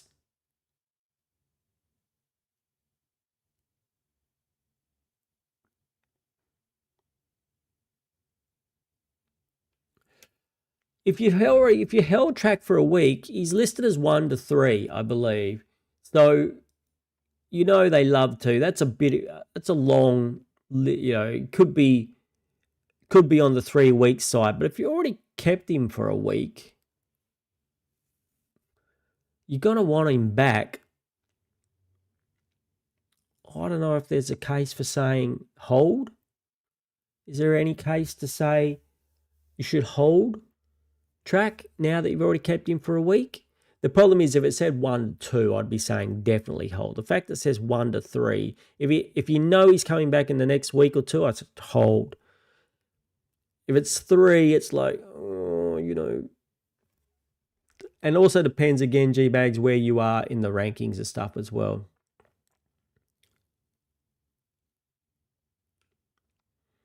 So, and our friend just said Holmes is not a great idea this week because of trading to Bont or Holmes. I think you can't go wrong with Bont. The problem with fading Bont is that people like me this week are captaining him. And if you don't have him and other people are captaining him and he smacks out a big score, it hurts. Just like not owning Sherry when he smacked out that big score, it hurt. So I think if you've got Sherry money or whatever, and you're using it to get Bont, as much as I hate it because I already had him in my team, I'd say that's probably the smartest move. Again, it's the safe, like our friend said, it's definitely the safest option. Now, if you want me to say you should pick Luke Parker against Bont, I'm not going to tell you to do that. I think that would be crazy talk, even though he scored like a 160 or whatever last week. Sherry out for Bont seems super safe to me. Super safe. And when are you going to get the money to get him from then on? And if Holmes has have a bad week this week and he gets tagged or whatever, has a bad ground, then you can get him in upcoming weeks. G-Bags, also love to know your thoughts on Clary post-buy. Jack Steele is a trade-in target. Jack Steele, no. I don't think Jack Steele is a trade-in target. If you had him at the beginning of the season, well done. Is he going to be a top 8 midfielder? I don't think so. I think you got too many other good options than Jack Steele. I don't want to be trading anyone in my team that I might want to trade out again later on. I already regret. I started with Walsh, but I already regret putting Walsh in the team, thinking he was potentially going to be a mid M8. When I think now that with the other options out there, I don't think Walsh is going to be an M8. I think he just doesn't he gets enough of possessions, but he doesn't use the ball clean enough and seem to get enough contested possessions to get those 130s or 140s, the ones that Holmes or like a Bailey Smith did last week, or or a Bont or a Dacos can do, or a Butters can do. I think there are other people in there. Like I think a Finn Callahan can be a 130 or a 140 on his day. I think Anderson, if he pulls his finger out and doesn't play like he did last week, can be a 120 or a 130 maybe on his day. Walsh looks like he's going to do that very rarely. And so hopefully now that I've given him a bit of a stitch up, he'll do it to me this week. Clary also, no, not a trade-in target. I don't see him as a top 8 midfielder. As I said, Seano wants to be Mr. Conservative. Any premium you buy now, you want that guy in your team at the end of the season. Anyone you're paying more than $450,000 for in your team now, you want that guy in your team at the best season, and you want him to be very close to being the top of his line. So if it's a back line in the top 8, the midfielders has to be in the top 10. Rucks, you probably want the top 4 rucks. And same forwards, you want to be in the top 8. If you don't think they're in the top 8, and the best way to look is, were they in the top 8 last year? If you're looking at them last year and they were ranked 50th, but right now they're ranked 10th, I think that's a reasonable indication, unless there's been a change in role or something specific to make that happen, that eventually they'll drop off and they won't be that good at the end of the season. And like I said, I don't think now is the time for risks. Otherwise, if I thought now was time for risks, I wouldn't be getting Dacos this week. I'd be getting McKercher and I'd be saving myself $90K and spending that somewhere else, where I'm going for the more safer option. And I'd tempted even to go, I could even change this Dacos pick to a Clark, as I think he's even safer than Dacos.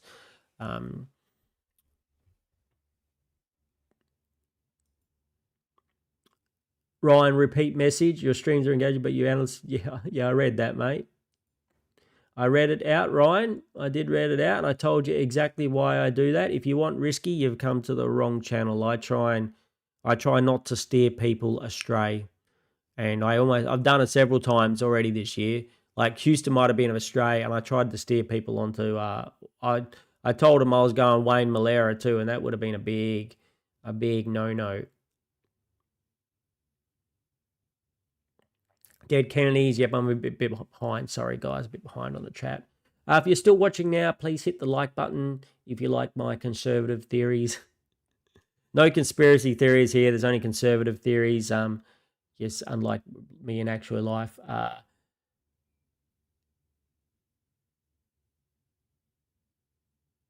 Next week, Ryan, you're pushing it, buddy.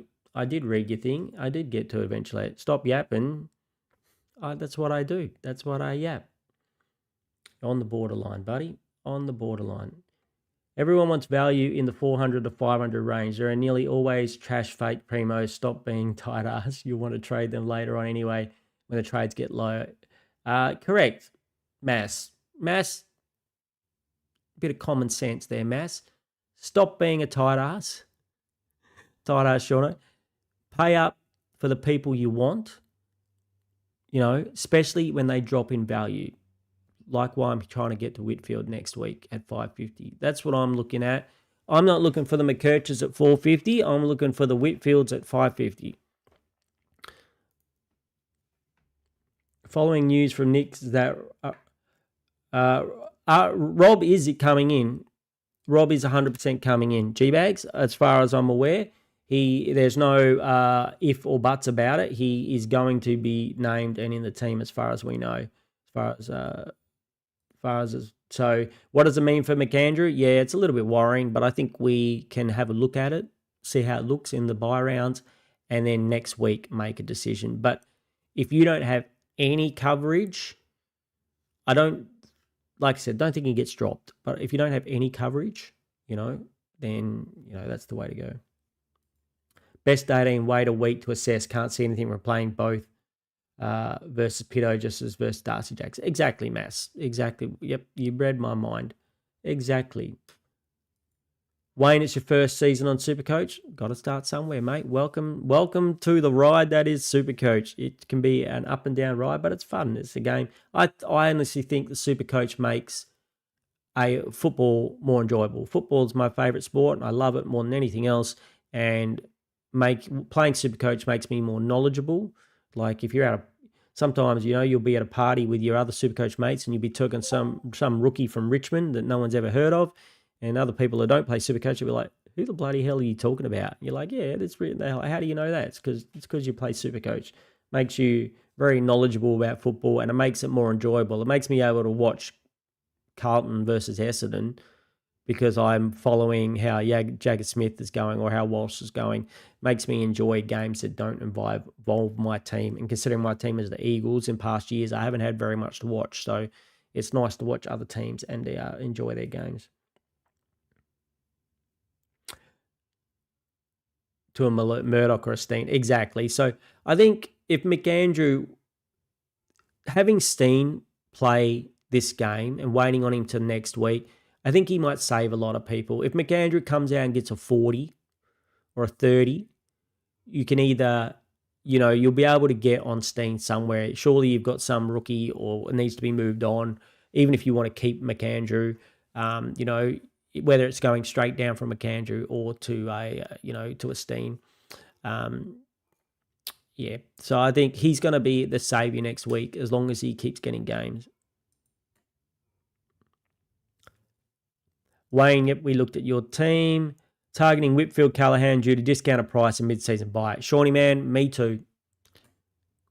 Safe, reliable, good picks. Don't think they'll let you down. Ooh. Shauno's got a package arriving. Who to tip out of Adelaide and Freo, Shawnee, man? I was asked this before, and I said Freo, so you should definitely pick Adelaide. That's how I do in tips, mate. That's how I do, so that's much better. Michael, yes, thank you. So 75% defense so far. Had him has a pod last year. See, I told you how to pass it delivered. The pod last year. Was very happy with him. Now he's a halfback. Michael, I'm not too sure who you're talking about there. 75% defense so far. Had him as a pod last. Maybe Luke Parker. Is that who you're talking about? I'm so stuck on that game. Not too sure what you're talking about either there. Shawnee, man, a bit behind. Everyone's chatting. I'll get to everyone's comments eventually. Yes, sometimes I'm behind. Sean does like to talk a lot. Considering Murdoch instead of Dersma, as you know, Milan will come back. You can feel Parrish instead. have 220k in the bank to target Whitfield and Callahan, but probably not. Yeah, but probably not. I don't know about bringing in Milan with so many weeks out. There are no other rookies out there that that you could get.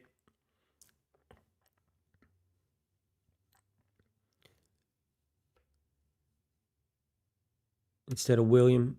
I don't know if I'd be doing. Where was your team, Shawnee, man? Yeah, I don't know if I would get Murdoch. I mean, yet you missed him the first time. You missed the pain, which I did like the first time. I would say hold off on him this time. You're going to have rookies available next week to do stuff. Like I say, he might not be the best rookie in the world, but the Carlton Burn kid, mid forward, might be a reasonable downgrade next week. But I think Dersma is safe. It's just a matter of his price, which is I need the money, so it's why I wouldn't go there. But I think it's pretty safe. Your midfield. Yeah, you probably want to put Blamiers in your defence after round 5, and so then bring Oliver down. Your midfield looks solid. Yeah, I think it's fine, but I don't know. I couldn't advise going Murdoch this week, not when he's still could be a couple of weeks away. Yeah, that's what I was saying, Shawnee, man. Gorn's got a bad history against the Suns. Witts is good at holding people down, holding rucks down to lower scores. He's got a high break even. He could literally come down 20 or 30 grand if you can get away. Plus, again, round 16 by Gorn and English, you'll have no rucks. So if you really want to do it, maybe wait a week and get him potentially cheaper. I mean, he could prove all of us wrong and come out smack another 130. He's been so Shawnee, man, you're excited for DPP for Buderick. I think Buderick is gone from my team. He doesn't seem to be taking the kick-ins. I think this is his last week of making a bulk cash. So if we have a look at Buderick, he's got a break even of 32. So say he comes out, and they're predicting he gets a 70, and so he goes up another 16K. And the week after that, he gets a 66, which is kind of what he's been getting the last 2 weeks, 73, 70. So that's this kind of around about what he gets. So he's only got, if you kept him for 2 more weeks, he's getting his 70s and 60s, which isn't that exciting to me. And he's only going to go up another, 20, 25K. So for me, I'm taking one more price rise out of him, unless he gets a good score. Like it'd have to be 80 plus, I would think, which makes me want to keep him to make a little bit more money. If he came out and say he gets an 85 this week, not a 300, he got an 85. He'd go up 22K, and then say the week after he could get a 75. Then he'd be potential to make another 40K. So I could live with a 40K player, but personally, I'm either going to be I could go him down to Steen, who I think can score the same by the looks of things, and cost me, I could bank that money somewhere else, like on top of a Parish, or I could potentially go a Parish down to someone else and then put some more money on him, come end around 5. Maybe I keep him, for 1 more week and then turn him into a Took Miller or something like that. But I'm excited for Dev Robertson. Hopefully he plays, should play another game to get the mid. And Todd Marshall, hopefully he will play another game and get the defender. Philippou into the mids. All those DPPs are going to help us out a lot. Slippin says you run out of trades every year. Avoid using boosts at all costs. This time of year, happy with 1 or 2 boosts to get your team right. And then you really want to only use them if you're making an upgrade. And you want to save trades whenever you can. Butters has kicked 0 goals, 5 behinds this season. Hurts ceiling capacity. 1 goal, 14 behinds last 27 games. 1 goal, 14 behinds in the last 27 games. That's an interesting stat. 67 goals, 42 behinds for his 115 games. 67 goals and 42 behinds. Okay. I saw there was some discussion on another content creator's site about whether Butters is a must-have, and they said he wasn't a must-have, and I was like, it was very interesting. It's very interesting. Essendon haven't won a game for 327 days. Essendon versus Richmond. Ooh, I thought my Eagle boys were bad until 2 weeks ago, Mass. Yeah, Essendon looked pretty rough. Looks pretty rough watching Essendon. Thoughts on Sam Darcy? I think he's a sneaky pod. He is against my rules of key forwards, but he is a unicorn. They reckon he's the unicorn. 480. He hasn't really had a bonkers game yet, right? He hasn't even cracked 100 yet.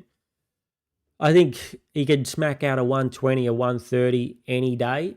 He's had some hard matchups. He's had Brisbane, GWS, and Adelaide. Who's he got? Essendon? This could be the week for the big peak score. Hawks, slightly harder matchup. Geelong, Sydney, Freo. He's got some hard matchups. I probably wouldn't. If it was Essendon, Eagles, Richmond, Carlton, something like that, then maybe I would be like, yeah, get on him. But it looks like he's got some pretty good teams there who have some reasonably good defenders. So I'd probably be steering away for both that and the fact that he's a key forward. But he can smack a 130 any day of the week if he just decides to drill through a few goals. And Western Bulldogs are really good.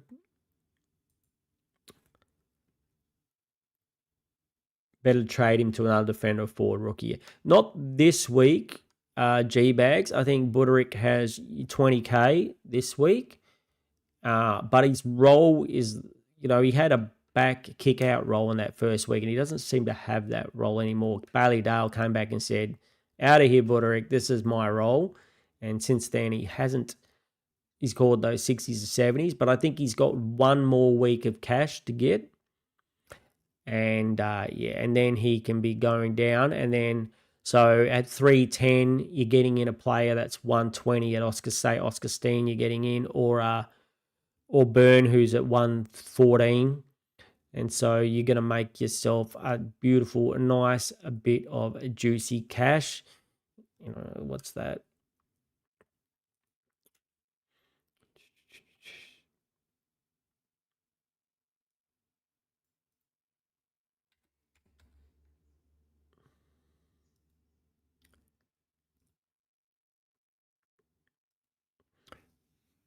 $90K-ish.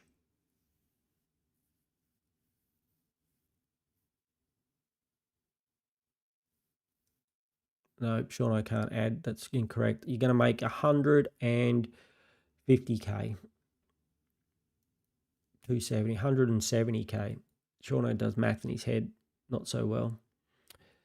And to think it was one of my better subjects. So, yeah, you've got that money that you can spend somewhere else, which is what I'm planning to do, which is why I'm kind of trying to shore up my forward line a little bit. Or the other way, you can put money on top of Buderick's head to get yourself a Touk Miller or a Petrarca when he comes back. So I'll either be going one way or the other. I'll be going, probably it's a Buderick or a Parrish or a both down for a Grill moves to the midfield, probably to a Whitfield here. And then the week after, I'll be looking to get Touk Miller, or maybe I might need a ruck if we decide this McAndrew has failed. And Steen, if Steen could get me a 70 every week, I'm happy to put Steen on the field and take the 70 every week. And I will shore up the other lines, and I'll pick up a ruck when I feel like they've come down in value a little bit. That's my plan anyway. Supercoach Pro, I love your work.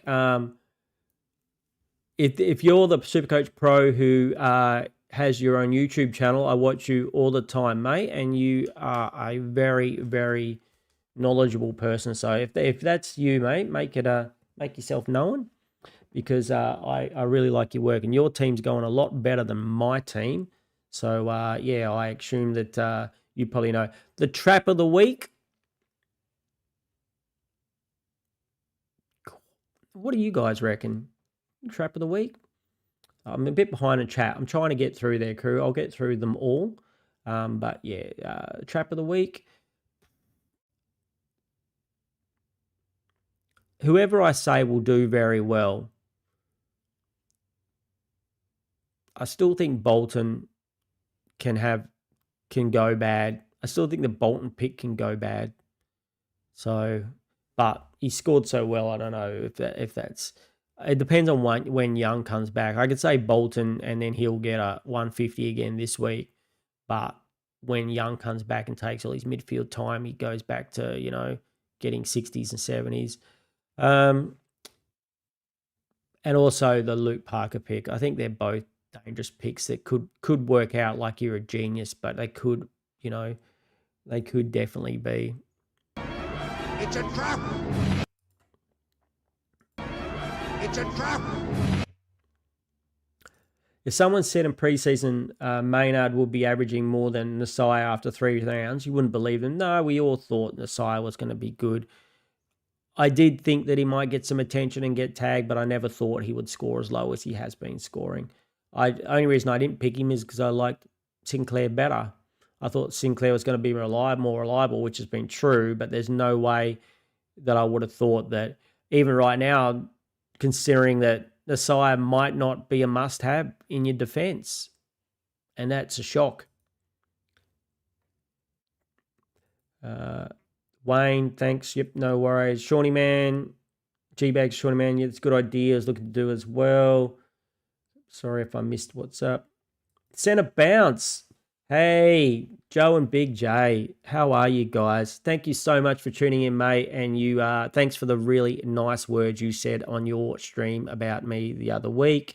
Love your work, and I'll be watching your stream. And so everybody else here should also be going over and watching their stream and subscribing to them if you haven't already subscribed, and liking the videos, because I love watching those guys, and it's something I make sure I do every week when possible.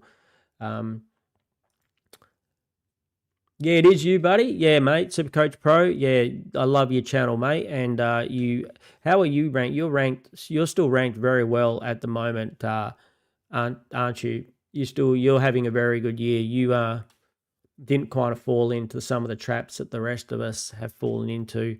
I watched you last year religiously as well, mate. I know you had a very good year last year, and yeah, so well done on that. Congratulations on last year, and yeah, thanks for coming and joining my channel. I wish my score looked a little bit, my overall rank looked a little bit more like yours, but we do what we do, and I'm not going to get too disheartened. Like I said, for me, it's a lot.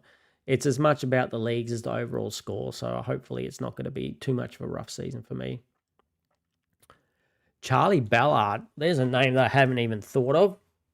Let's have a look. Thoughts? All right, let's have a look. Charlie, 200K. Supercoach says no. Supercoach didn't like it. 72. I would say wait. I don't know.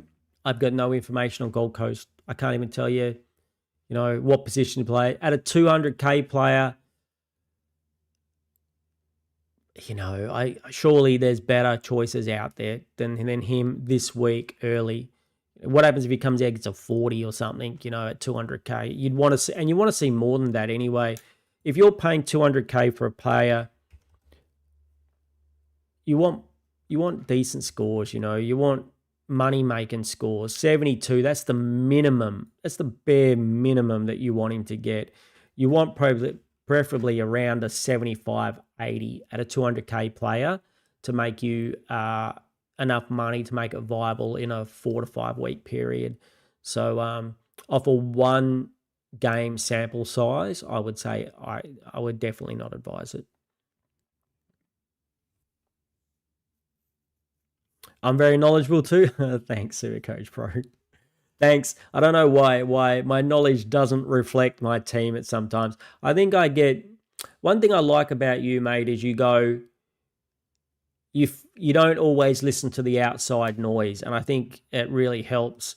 And you don't follow the trends; you go with what you know. And I sometimes I think like with the Houston and stuff, I jump on the bandwagon a little bit, and the Sherry pick last week, and I follow the trends. I don't always think they're bad picks, but sometimes, like a bit like the good man DR says, if you go with your gut and you go with your own rules. If I had just stuck to my guns and rookies rules, which I made for myself last year, my team would look a lot better now, and I wouldn't be having these problems, and I would have a lot more trades, and my overall score would still not be great, but it would have been okay. It'd be a lot better than what it is.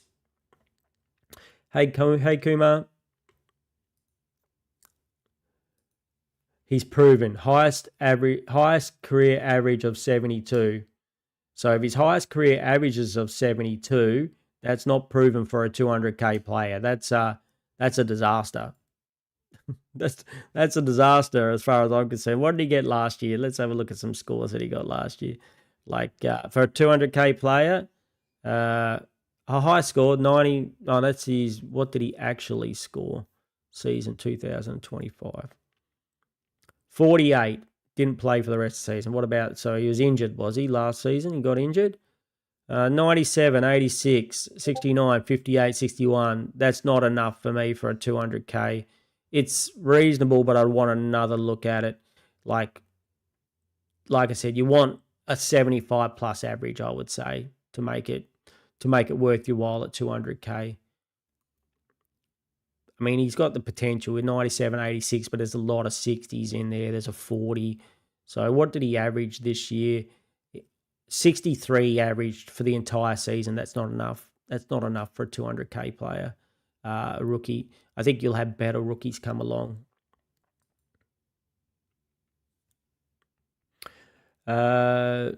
Karen, how you going, Karen? You did 2 trades, saving a boost down to 32 trades to correct your stupidity. Join the club, Karen. Join the stupidity club. I'm a premium member. Did trade Sherry to English. Have Grundy, Mason Cox stuck on the forward bench. I remember looking at your team. Yeah, Freo won't play him. You like Dirksen. Yeah, rumors are Dirksen will play. Actually, I think he's been guaranteed that he's going to play.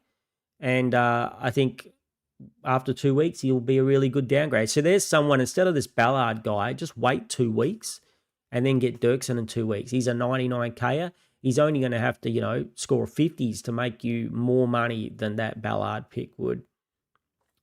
You only ranked about 20K as of now, Supercoach Pro, but only 90 points between you and your mate Yazza, who's 8K. Rank until round 6 onwards. You fell for the Blackiston trap though. Yeah, I'm with you, buddy. I think I'm ranked 60K after being at 20K last week and after being at 12K the first week. But I'm same as you. I don't worry too much till you come out of the buys. I've seen your team. You've got a solid team. We both of us, hopefully, will start climbing back up those ranks. Like I keep saying, you guys, look at this team. The team that won the round, the 2K, is probably not even a Supercoach member. He probably only won 1K.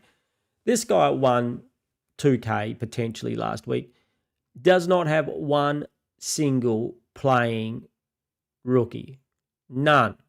He's got none. So this guy's he's overall ranked 150K, and he won last week. So there'll be teams like this team. Not as, I don't want to give this guy too much of a hard time. He won 2K. Well on him. Well done. And if I tell you what, if I could convince my mother to open a Supercoach team, I'd probably get her to do this and make a team like this for this week and try and win the 2K myself.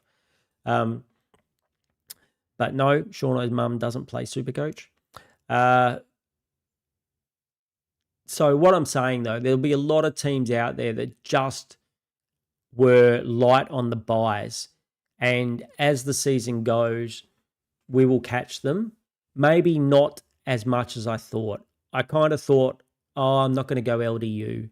I'm not going to go Steel because my players will catch them. Well, maybe that was a wrong thinking at the beginning of the season, but I'm pretty sure I'm going to run down a lot of players, and Supercoach Pro, I'm pretty sure by the time it gets to the buys, I would bet my, bottom dollar that you're going to be like top 5K minimum. Got injured, that'd be Ballard last week. Blackiston, yeah, I think I'd love to blame the centre bounce guys for Blackiston, like everybody else seems to blame poor Joe from the centre bounce. Everyone seems to blame him from Blackiston, but it seemed like a viable option and this is the other reason that I'm not too keen on the old Ned Reeves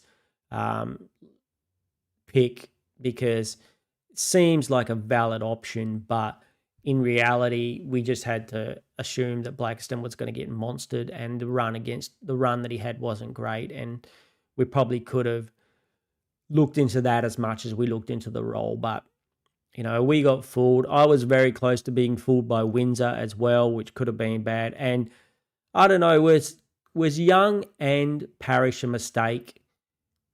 I don't know if we could have seen the Parrish coming. Young, for me, was a mistake because he got that little bit of injury and I went with him anyway. And I know when he comes back, he'll be good, but I think both... I don't think we could have avoided Parrish. I think no one saw Brad Scott's and Essendon being like this and Parrish not getting the time on ground, and not after all the talk in the preseason stuff. So I think if we had that one mid-pricer there, it might have been okay, but not as many as some of us have. And buying into them is why, as I'm trying to tell people not to buy into them. Houston still might work out, but maybe I could have just gone up instead of getting Houston and got like Jordan Clark, and I'd be a lot more happy. You followed Houston as well. Yeah, I did the same. Supercoach Pro. It was cheap and he gave me money to move other places and to get, like, the plan was to have Sherry this week in Houston and to pick up, another good player. And of course that's just backfired, completely.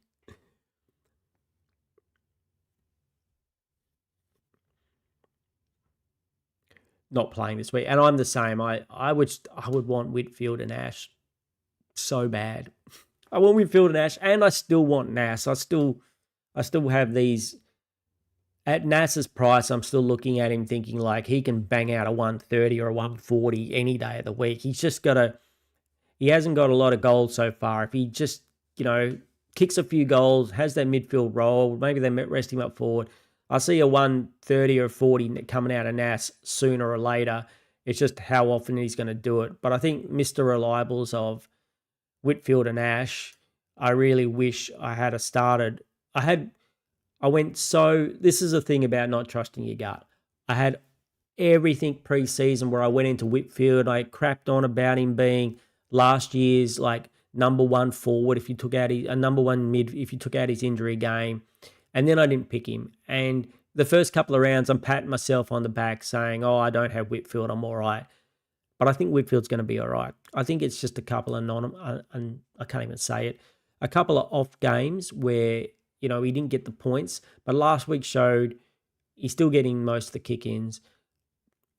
I think he's going to be absolutely fine. And I think if you had Whitfield at the beginning and you've held him, you're going to be a happy man or lady at the end of the season. And Ash looks like he's killing it. And so, I think those two, and the Jordan Clark one where he came out that first week and everyone was down on him, and I would have been too if I had picked him. He was also in my team instead of the Blackiston. I had the money. This is the worst thing for me. I had the money to get one of those guys. I had 200K in the bank. I could have started with the Jordan Clark. I could have started with the Whitfield. Yet I chose to start with Blackiston. I guess in some ways it got me Bont. But he's another one that I had in my team all preseason that I decided to drop. If I had gone the guns of rookies like we've discussed, hindsight is great, but I could have had Bont in my team and I could have had one of those other backline guys in my team, and I wouldn't score a 1,600 last week, and I wouldn't probably burn through 8 trades. Kuma, you're thinking only person going crazy. Yeah, I think you are a little bit crazy for the Ballard at the moment, buddy. Like I said, I think there's better more potential money-making rookies for you later on. With a second team. Is that that team that they showed there? I heard that said on another content creators channel that they got busted as a second team. Like, so that was there. They made a team on the side especially for that round or the round before and tried to win the cash. Well, good for getting busted with a second team. That's cheating. That's what I said. Like, I'd like to get my mum to make a team, but I won't because it's cheating. They gave the team that ranked second the prize. Good. I don't like cheaters. Is that name? Diamond Cutter?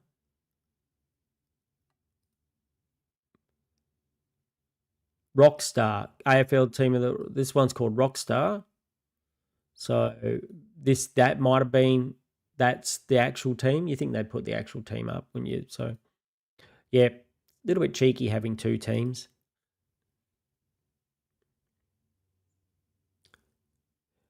Sad to see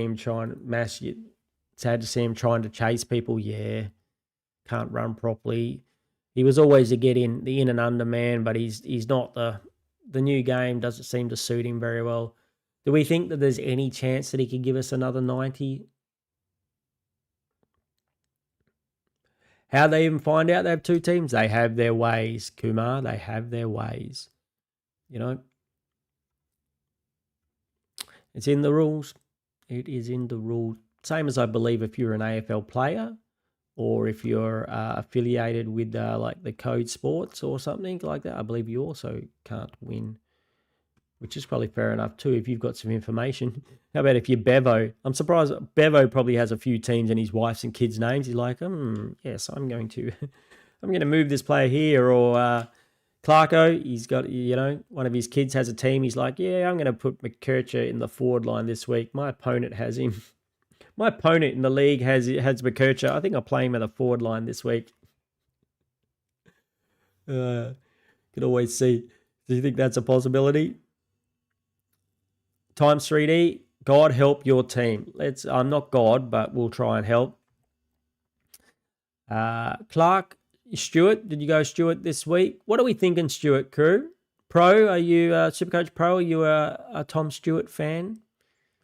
I looked through his stats. I think he's got the highs, but he can also give you the lows. Plus, he's had some injury scares, but he's been pretty good this season. Is this another trap pick, or is this a reasonable pick?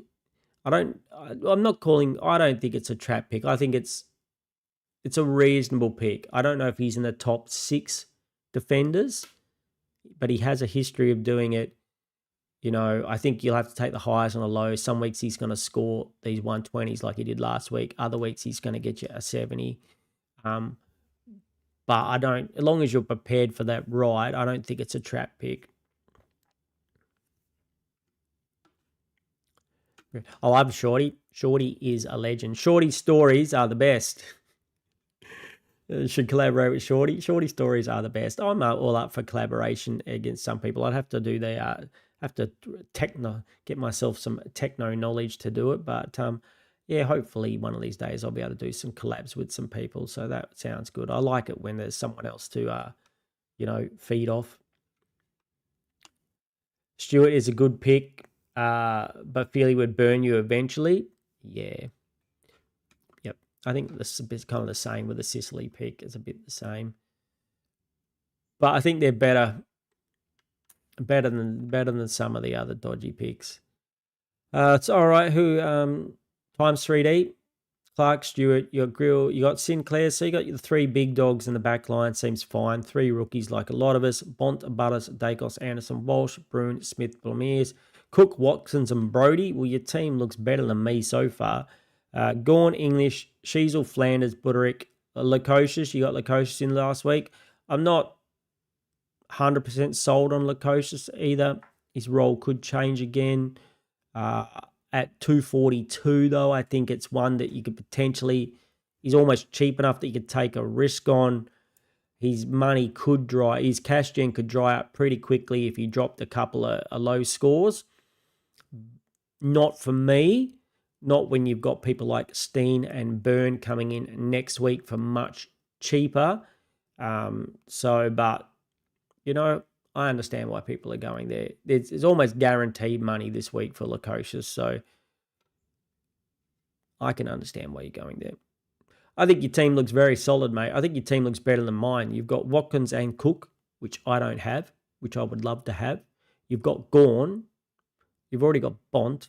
You've got Butters, Dacos, and Anderson and Walsh, which is you basically got my exact midfield, but with good rookies instead of I don't have the good rookies.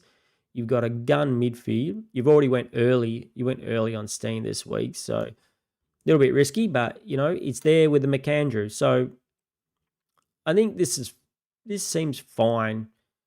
You know, if it doesn't work out, you've got a non-playing player, which is not the worst thing ever. Plus, you can rotate them between. I don't mind this. Yes, wouldn't mind holding Steen, but I guess Steen got you gone, so I don't mind it. Your team looks kind of solid to me. It looks pretty solid. You know, what do we think of Lukosius, my friends out there? Do we think he's a trap? Do we need Admiral Akbar? It's a trap. One more time. I don't know why they always cuts off the. Why is it always cut it off? Trap. It cuts off the beginning of him saying it. Same with Ralph. Stewart's a good pick, but you feel he might burn you eventually. Yeah. Parrish gets dropped. If Parrish gets dropped, is he a trade? 100%. If Parrish doesn't get dropped, he's still a trade. But it's just a matter, I think, of what's your priorities? Do you want to... I've got priorities like Blackiston I'm prioritizing over Parrish to get rid of.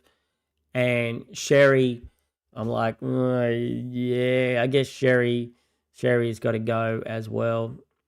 Supercoach Pro, do you have Sherry and are you trading Sherry? I'd be interested to know that. What's my thoughts on Jai Clark? Probably getting forward. DPP has decent job security. Scoring has been an issue, but as Geelong fans who watch him closely, he clearly has talent. I know we've talked about him a few times over the last few years. I think he was a rookie last year that we were thinking about.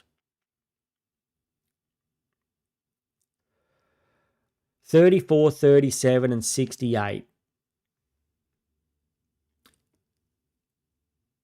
At 193, I think it's too expensive. For someone who's shown he can hit 30s, I think it's too expensive. I don't think I could do it. Midfielder, yeah. I mean, his break even's not even that great. Even if you went up, like even at the moment, you know, Dersma's predicted to go more than, even if he went at 60.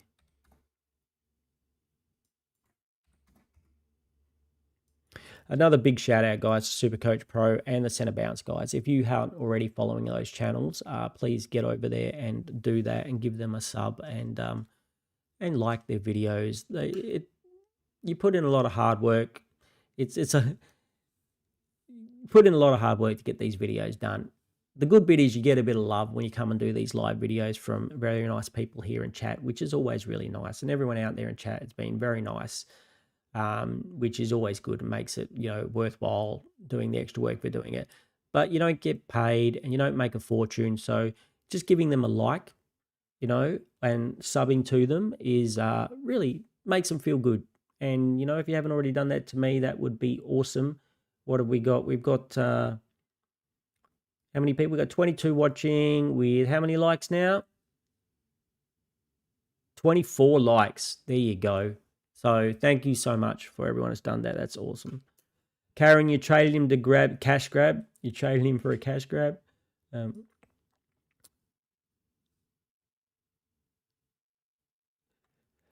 You have Sherry Pro and you refuse to spend over 630K from here on out. I'm kind of with you, mate. I'm kind of with you. All the rucks have, if we have a quick look at the rucks, they all have massive break evens this week. So if you're in shop mode for a ruck, I think you can wait. I think you can wait. And, you know, if it's not going to break the structure of your team, Like, look at where's here. We go for break evens. So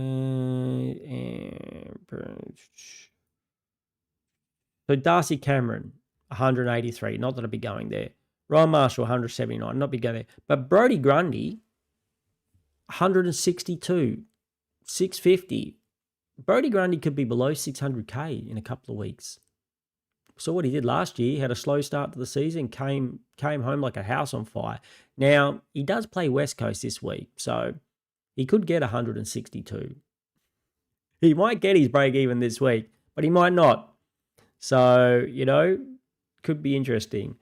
Meek, Draper, like Luke Jackson, the other one where a lot of people are looking at. Break even 140. He could be below 600K next week. If he gets 100, easily. Sherry's at 136. Who knows what's going to happen when he comes back. And Gorn 132 up against a Wits who he hasn't scored more than 100 against Wits in his last 3 times he's played against him. So there could be some relatively good bargains in the, not so much bargains, but they're coming down.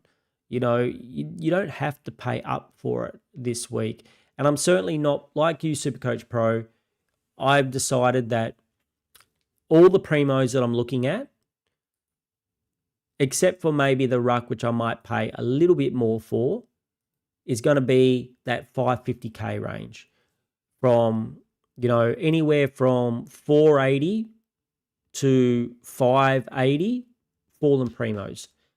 Just like Whitfield next week, or coming up, potentially a Neil in a few weeks' time. If Neil gets anywhere near 500K, I'm just gonna get him.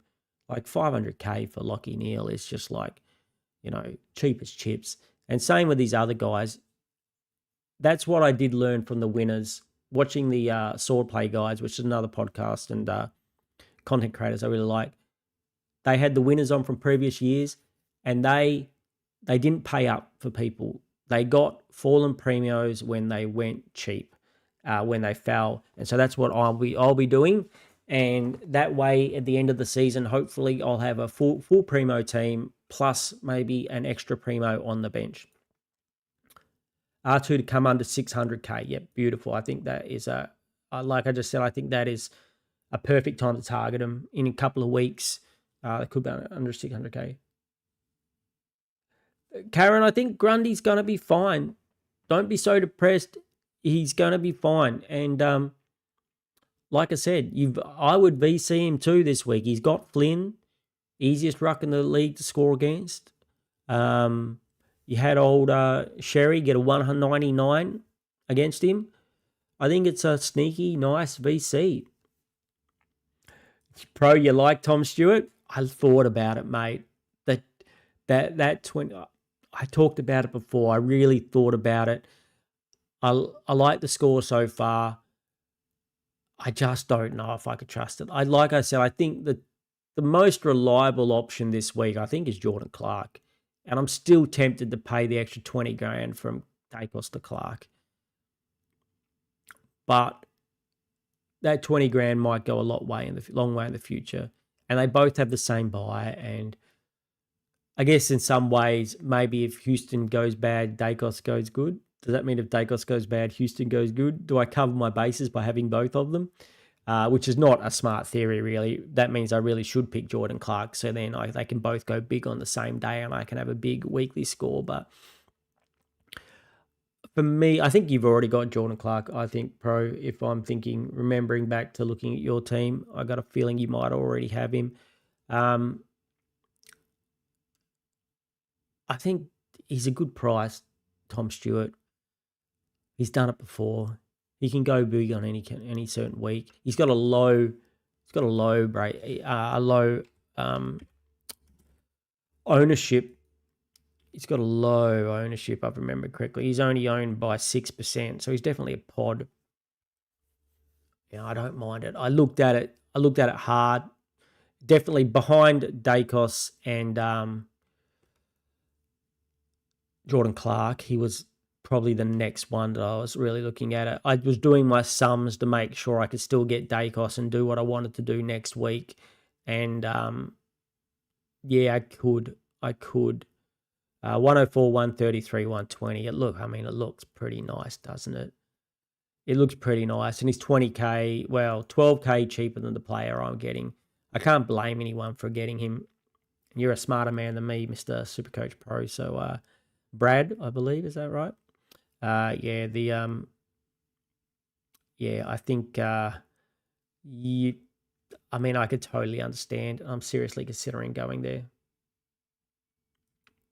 Bringing Clark maybe next week as still, yeah.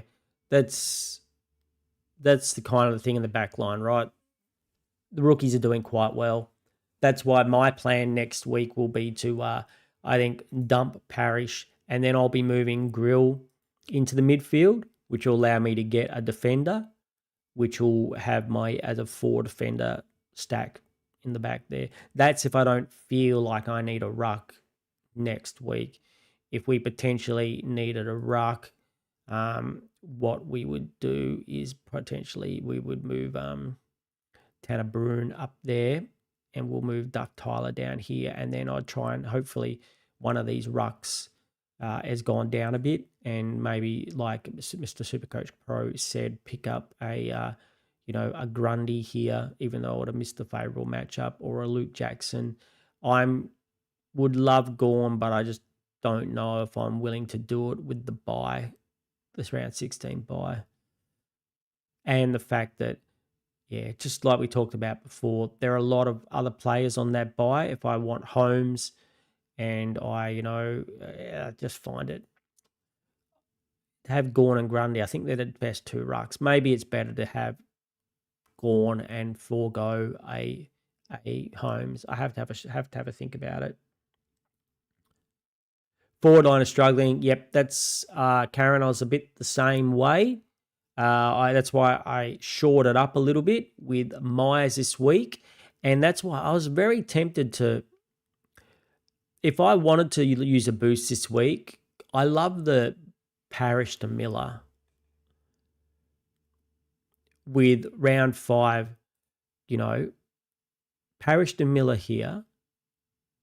Round 5 comes along. I don't have to worry about getting him in. I've already got him there. I just swing him forward. And, forever, like Philippou has DPP.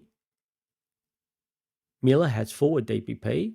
Swap him, chuck Philippou on the bench, and then bang, Miller in there. My forward line, and then like Buderick, if you're lucky, goes up to Petrarca, and then I would have a gun forward line. My back line would be a little bit iffy, but I would have an absolute gun forward line. But I don't want to spend the boost, and I kind of feel like if I really want to do it, I can do it next week. He's got a break even of 127, and he's pretty consistently around 100. So this year he's got 120, 100, 103, and 118. So he's at 580. He could come down a little bit, probably not much. I mean, what if he gets 100 this week? He comes down to 575. He drops 10K. So it's not like I'm getting a bargain, but I feel like I would get probably a top 4 forward. The only thing is Whitfield is cheaper next week, which is, since it fits with my policy of getting the cheaper players,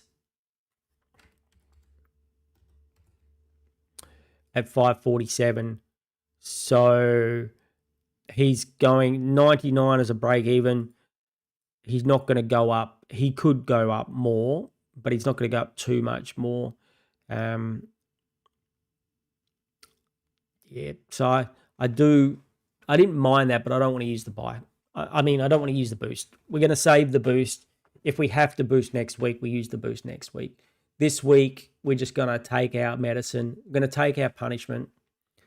It's this 1799 score. If we can get slightly above this, we'll be very happy. If we can get into the 1800s, we'll be very happy.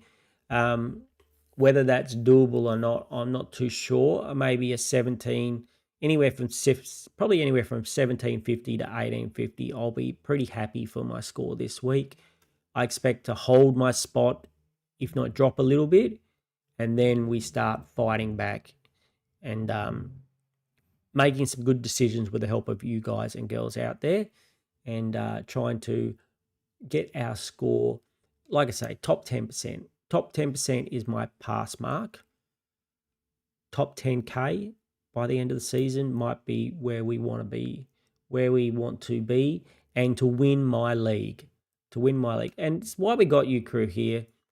Let's have a bit of a chat about the other leagues. We've got some of the Seano YT leagues here. Supercoach Pro.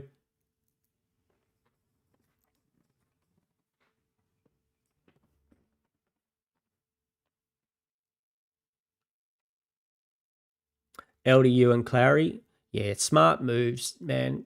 That's why I like your channel, Supercoach Pro. You made some smart moves, and I think having Clary and LDU, I did a spotlight video on LDU and said what a good pick he was, and then I didn't pick him myself. So I've only got myself to blame. I can't blame any other people. I was like, I think there are things that were out of my circumstances. I didn't see the Petrarca and Rosie injuries coming, and obviously you don't see this Sherry business coming either, which allows other people to get those players that I had. But LDU's been really good, and I kind of predicted, especially now that Wardlaw is back, I think he'll be even better.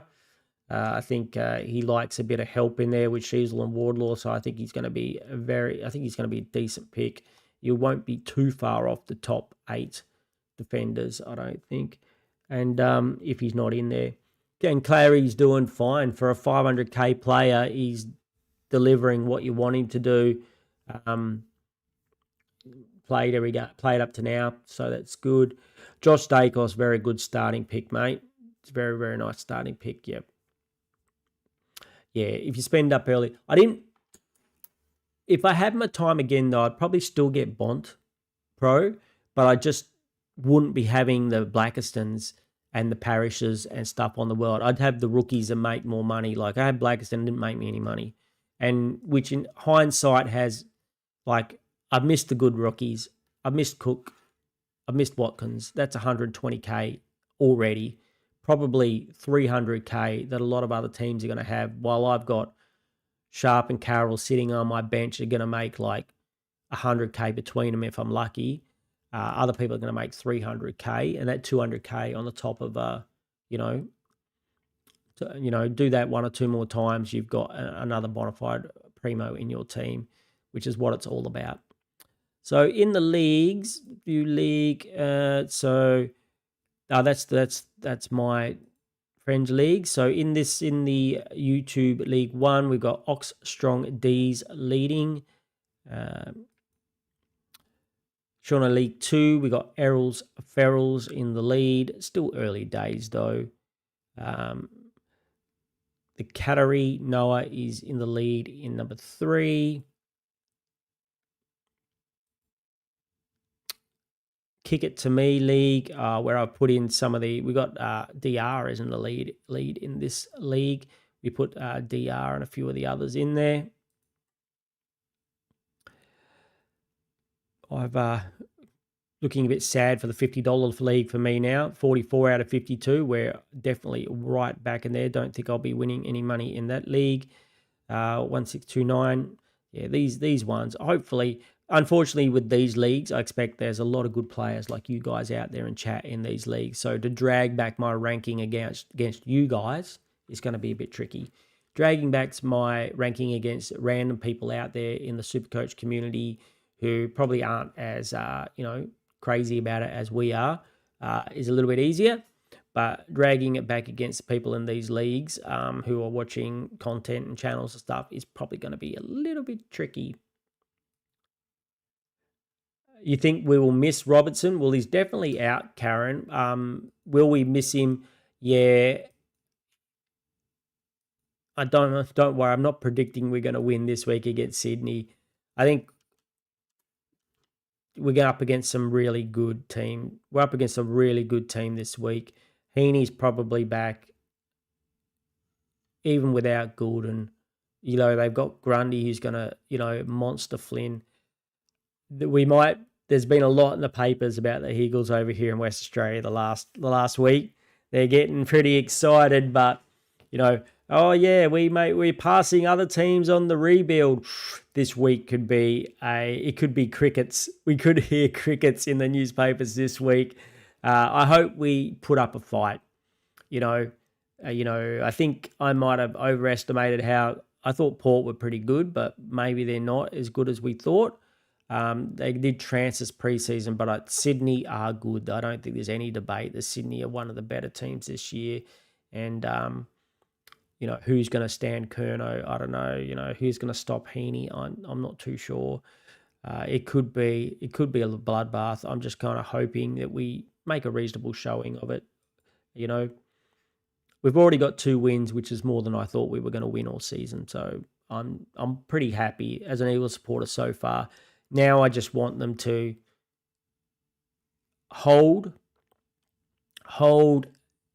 teams to reasonable margins, put in 4-quarter efforts, hold teams to reasonable margins, and maybe steal another game or 2 during the season. And I think that's a successful season. I've been pretty hard on them the last 2 seasons, especially last season. I was very hard on them. But I really like the looks of the rookies. One of the reasons this 42 of Duff Tyler doesn't make me happy, but having him in my team, my Supercoach team, makes me happy. And I have a real good feeling that the slow burn he is, the Duff Tyler, he's going to come out and smash another 80 and 90 in Supercoach sooner or later. It might be a bit later, but I just feel like the talent. And Murdoch, I love this guy too. I feel like after a few games, he's the heart and soul of the team. He's not playing for a paycheck. He's not playing because he was drafted and he's, gone straight from high school into the Eagles team. He's playing because he loves the game. He's playing, hasn't been on an AFL list. And when you see the passion that he plays with, I think it drags the other players up to better. So not having Robertson and Murdoch in the team, I think is a huge blow this week. Those guys, are the really, really the heart and soul of the team. And when the rest of the team turns around and sees what like the Dersma and the Duff Tylers and even the Lindsays of the team do, I think everybody lifts. Everybody lifts and makes it. And it's like, hey, wow, look at these kids. We can, I guess Port, that's what it felt like, I guess. And we came back from big margins down. They looked at it and they were like, wow, we can win this. We've got the talent to win this. And it was amazing to watch. Anyway, enough about the Eagles. You're the opposite. You fellas starting Gawn and Cherry, bringing in Bont and Grundy. Best of the best. Target value in coming weeks. You started Gawn and Cherry. You don't have Gawn. You don't have Gawn anymore. What? You're not getting rid of Gawn, I hope.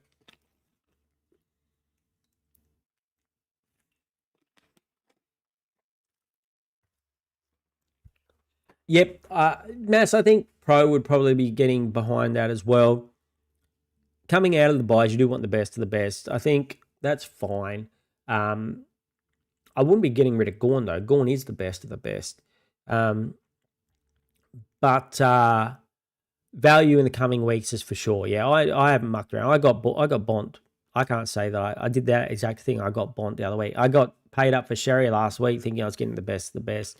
It was more, I wasn't thinking that I was paying up. I was more making corrective trades.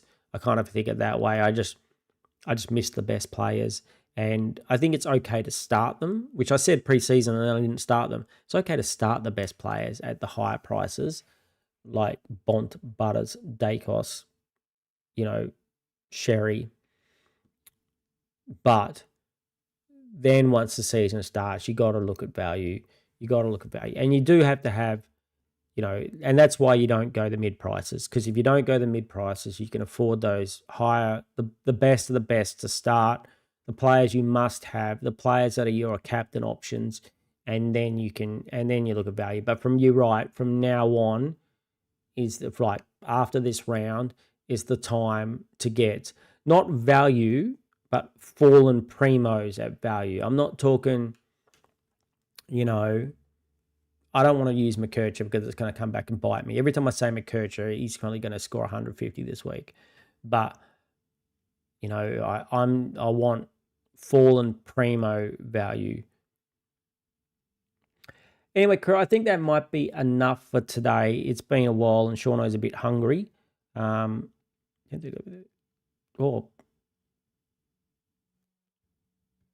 how long is that? How long have we been going? Like 9:30, 10:30, 11:30, 12:31, 4 hours? Really? All right, well, that's enough. Seano's hungry. No wonder he's hungry. He's going to eat some lunch. No one's going to watch a 4-hour video. A stream now? Okay, yep, we'll go over to them. Wish I could, what do we say? I wish we could go and transfer everyone over there, but we're going to go over there. Thank you for everyone for being here. We're quickly going to go through the names like we do. Like, again, a special thank you to the Center Bounce guys. Go over there and watch their stream now, and don't forget to sub and like their video. And Supercoach Pro, great. He's a great guy, and he's got his awesome Supercoach mind. So go and check out him and watch his stream, watch his videos as well. Thanks, Mass. Thanks, Karen. Thank you, Kumar. Davo, Tall Timber. Thank you for popping by as well. Let's look up here. It's easier to see up here. G-Bags, the Shawnee Man, Wayne Randalls, Slippin' Jimmy. If I miss your name, I apologize. Michael, West Coast Eagles. Lincoln Stone, Alex Nunn, Angela. Always nice to see you, Angela. Who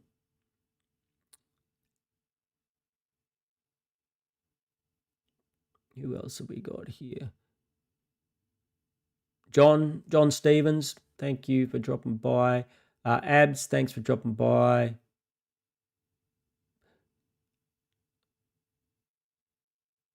Corey, always good to see you, mate. Oliver F1, good to see you. Max White, good to see you. Once again, thanks for all your support, everyone. Spud Farmer, hope the Spuds are doing well this year. Malat, good to see you, Malat. I think that's it. If I missed your name, I'm very sorry. Thank you for being part of chat. Thank you for being part of my stream. Let's go hang out with the Center Bounce guys. Before you go, subscribe if you're watching this in the future. Like the video. Leave me a comment down below. And yeah, I'll talk to you all again very soon.